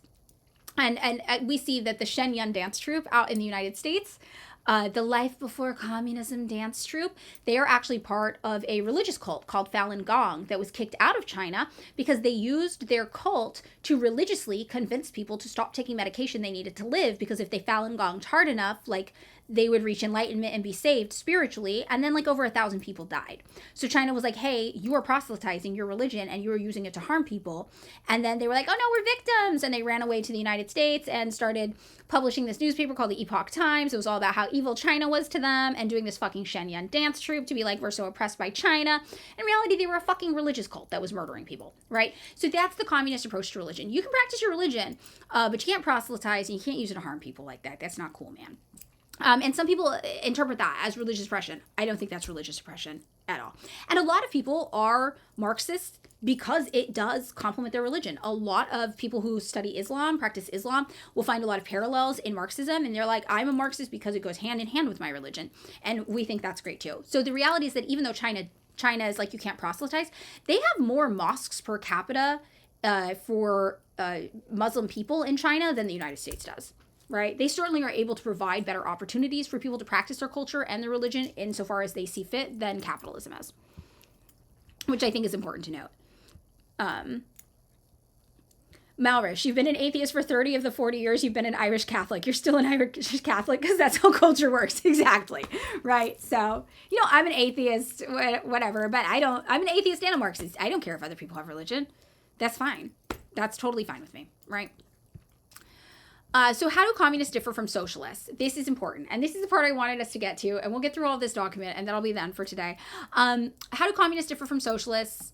Now, when we talked about different types of socialism, right? So far, we've talked about Marxism. We've talked about Marxist-Leninism, the things Lenin added to Marx as we developed to kind of implement these ideas into a strong ideology. We've talked about things that offshoot from there, how Mao implemented these ideas of Marxist-Leninism, how the DPRK, Kim Il-sung, implemented them, Ho Chi Minh, all of these different people had their own additions to a Marxist-Leninism as a foundation that they turned into an ideology. We talked about Maoism, how Maoism is kind of a misnomer because Marxist-Leninists support Mao, but Maoism specifically is the belief that you basically only support China up until the Dengist revolutions and the Dengist reforms, and think that the Dengist reforms were anti-communist and now China is fully capitalist. We Marxist-Leninists don't usually agree with that. So that's why Maoism is considered its own ideology offshoot of that. We talked about all of that. But what we have not talked about, and we talked about Trotskyists, but what we have not talked about is the non-Marxist socialists. So there are people who call themselves socialists but are not Marxists. Now, Marx used the term socialism and communism interchangeably. We often will call ourselves communists to differentiate from non-Marxist socialists in today's age. Sometimes we call ourselves socialists strategically to not scare the host, right? It depends. But the people who are non-Marxist socialists actually are addressed in this text from 1847. And not much has changed in how they move through the world, what they've been able to accomplish, and how we relate to them, right? So there's a reason why I always tell people to read this document first, because I'm like, it covers everything. Now, the so-called socialists are divided into three categories. So-called. I love the shade, right? Number one is the reactionary socialists. The first category consists of adherents of a feudal and patriarchal society, which has already been destroyed, and is still daily being destroyed by big industry and world trade and their creation, bourgeois society. This category concludes from the evils of existing society that feudal and patriarchal society must be restored because it was free of such evils. In one way or another, all their proposals are directed to this end. Can anybody think of American communist groups that might fall into this category just off the top of your head? Anyone? I can. This category of reactionary socialists, for all their seeming partisanship and their scalding tears for the misery of the proletariat, is nevertheless energetically opposed by the communists for the following reasons. Yep, everybody's naming it. Yep, that's why they're so weirdly homophobic.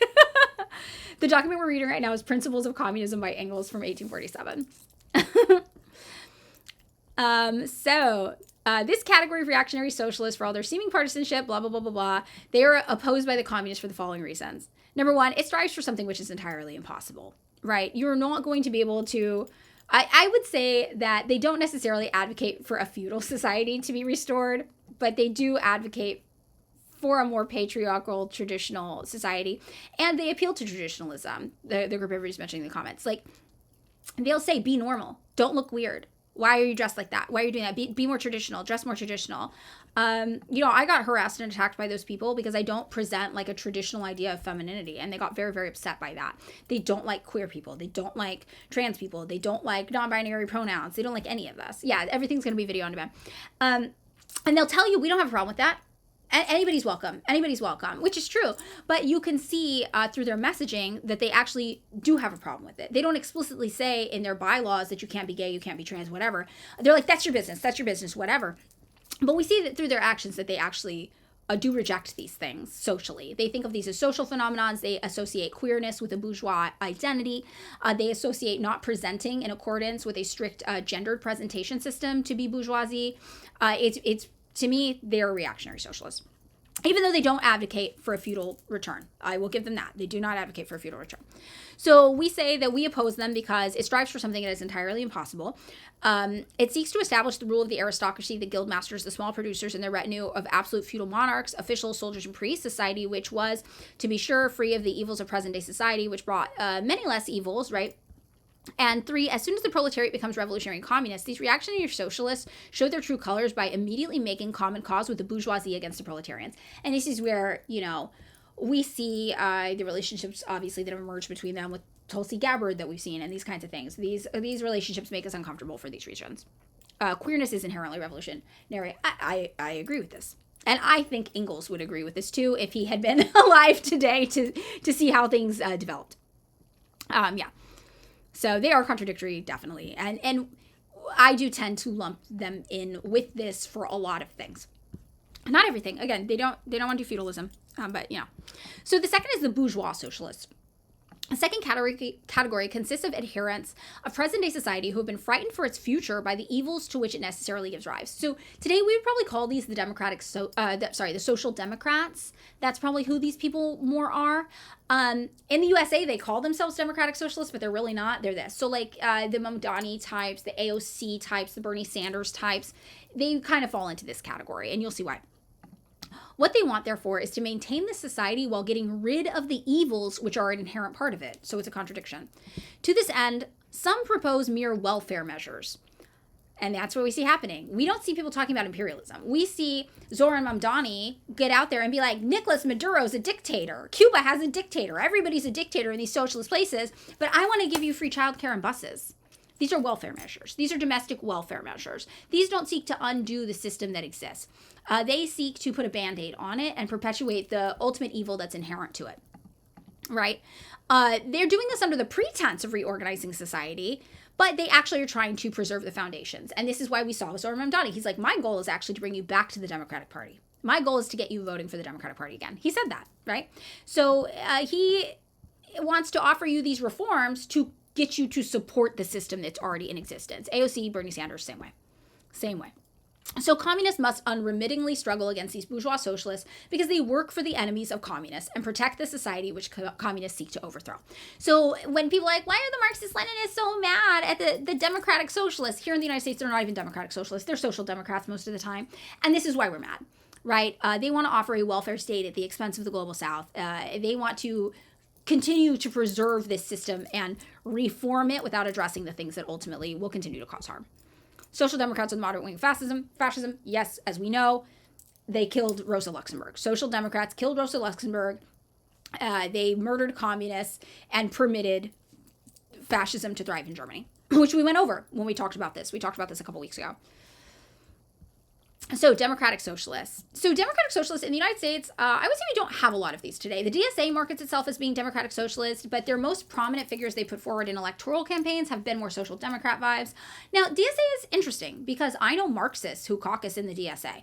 DSA has a wide net. So there might be actual democratic socialists in there. Full disclosure, I've never been in the DSA. I don't have experience with the DSA. So there might actually be democratic socialists in here. Let's talk about what a democratic socialist actually is, though. The third category consists of democratic socialists who favor some of the same measures that communists advocate, as described in question 18 that we went over, not as a part of the transition to communism, however, but as measures which they believe will be sufficient to abolish the misery and evils of present-day society.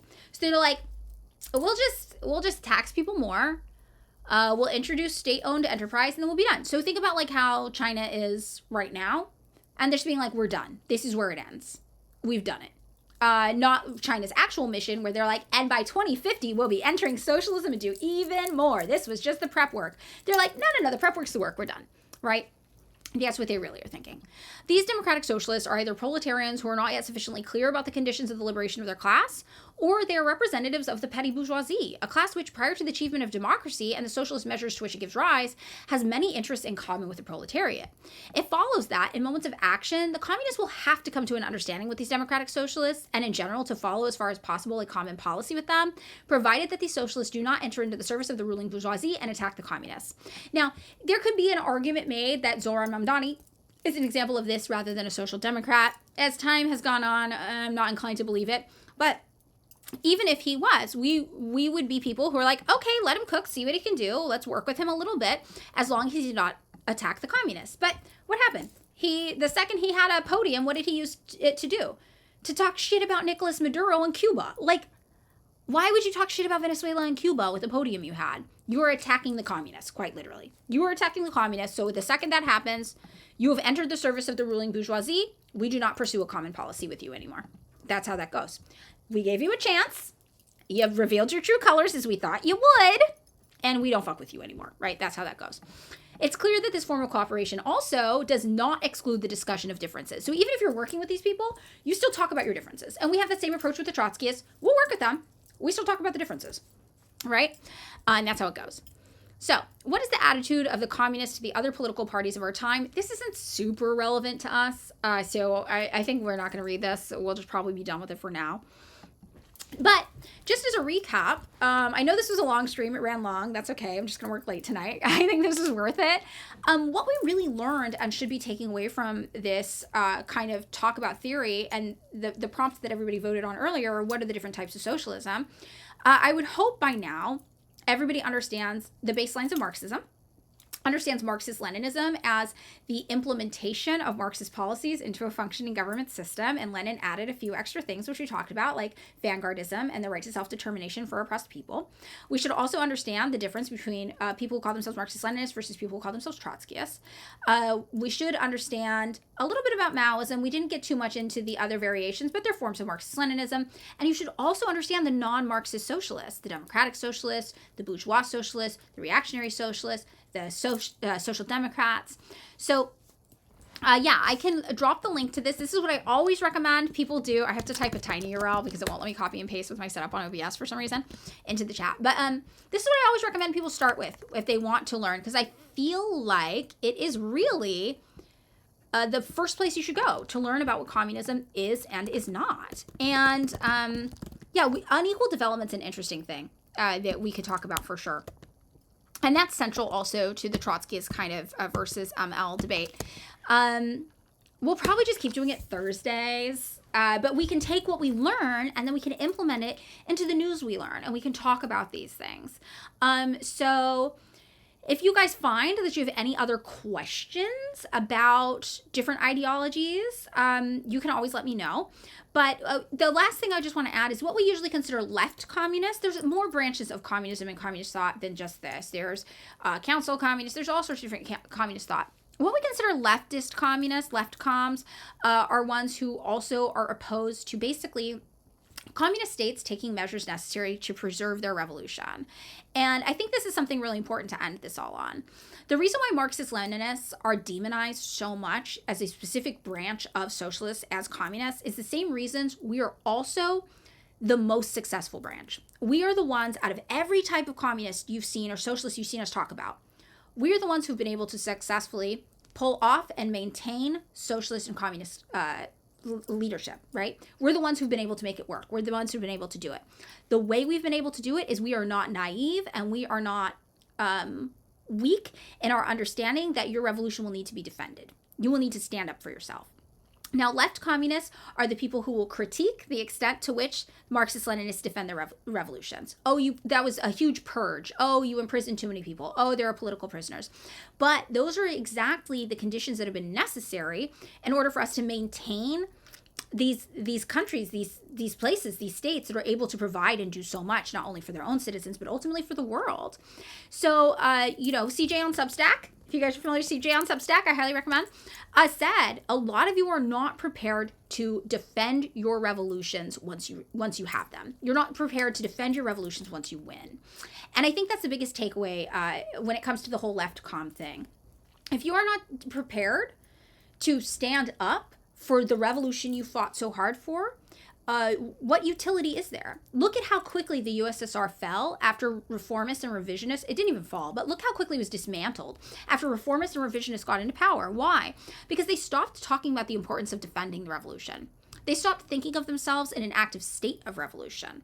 They stopped thinking about themselves as people who are still fighting against the United States. They acted like they won. And our interpretation as Marxist-Leninists of the idea of what it means to have a forever revolution, a permanent revolution, is the understanding that as long as capitalism still exists, we have not won. And we need to keep that in mind and understand we are still fighting the fight. We're still fighting the revolution.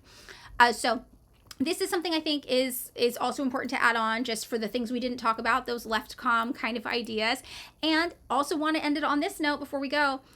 The certain types of socialists that are considered the compatible left or the non-communist left, even if they call themselves communists, by the United States, the government here, the CIA, they are everybody but Marxist-Leninists at the end of the day. And there's a reason, because Marxist-Leninism is the one that works. And so I have to do my little Marxist-Leninism proselytizing to you all. I got to push for it. I got to let you know the reason why we ride so hard for it is because it works. And that's the same reason that people hate us so much for it, right? Because they know we're the ones that can pull it off. We're the ones that can make it happen. Be proud to be incompatible. If your ideas mirror the U.S. State Department's in any capacity, you better be ready to really radically reassess those ideas.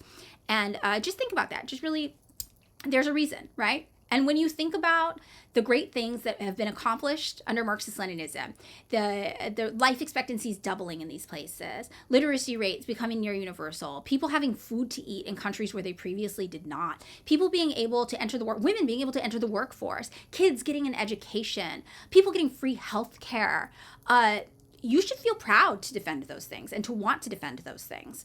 With our words in the stage that we're in now, when we defend other countries and they're actually existing socialism, and also eventually when push comes to shove, when we are going to have to defend that for ourselves. So that's it. That's what I leave you with today. Thank you all for being here. Is there anybody we should raid before we go?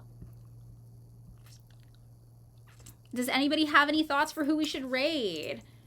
Jumel again? Oh yeah, Jumel we didn't do last time. We went to an anarchist instead. DJ-MUL. I'll do that. It's just like that. Jamal, right? I'm going to do it. Did it go? I don't think it went. Hold on.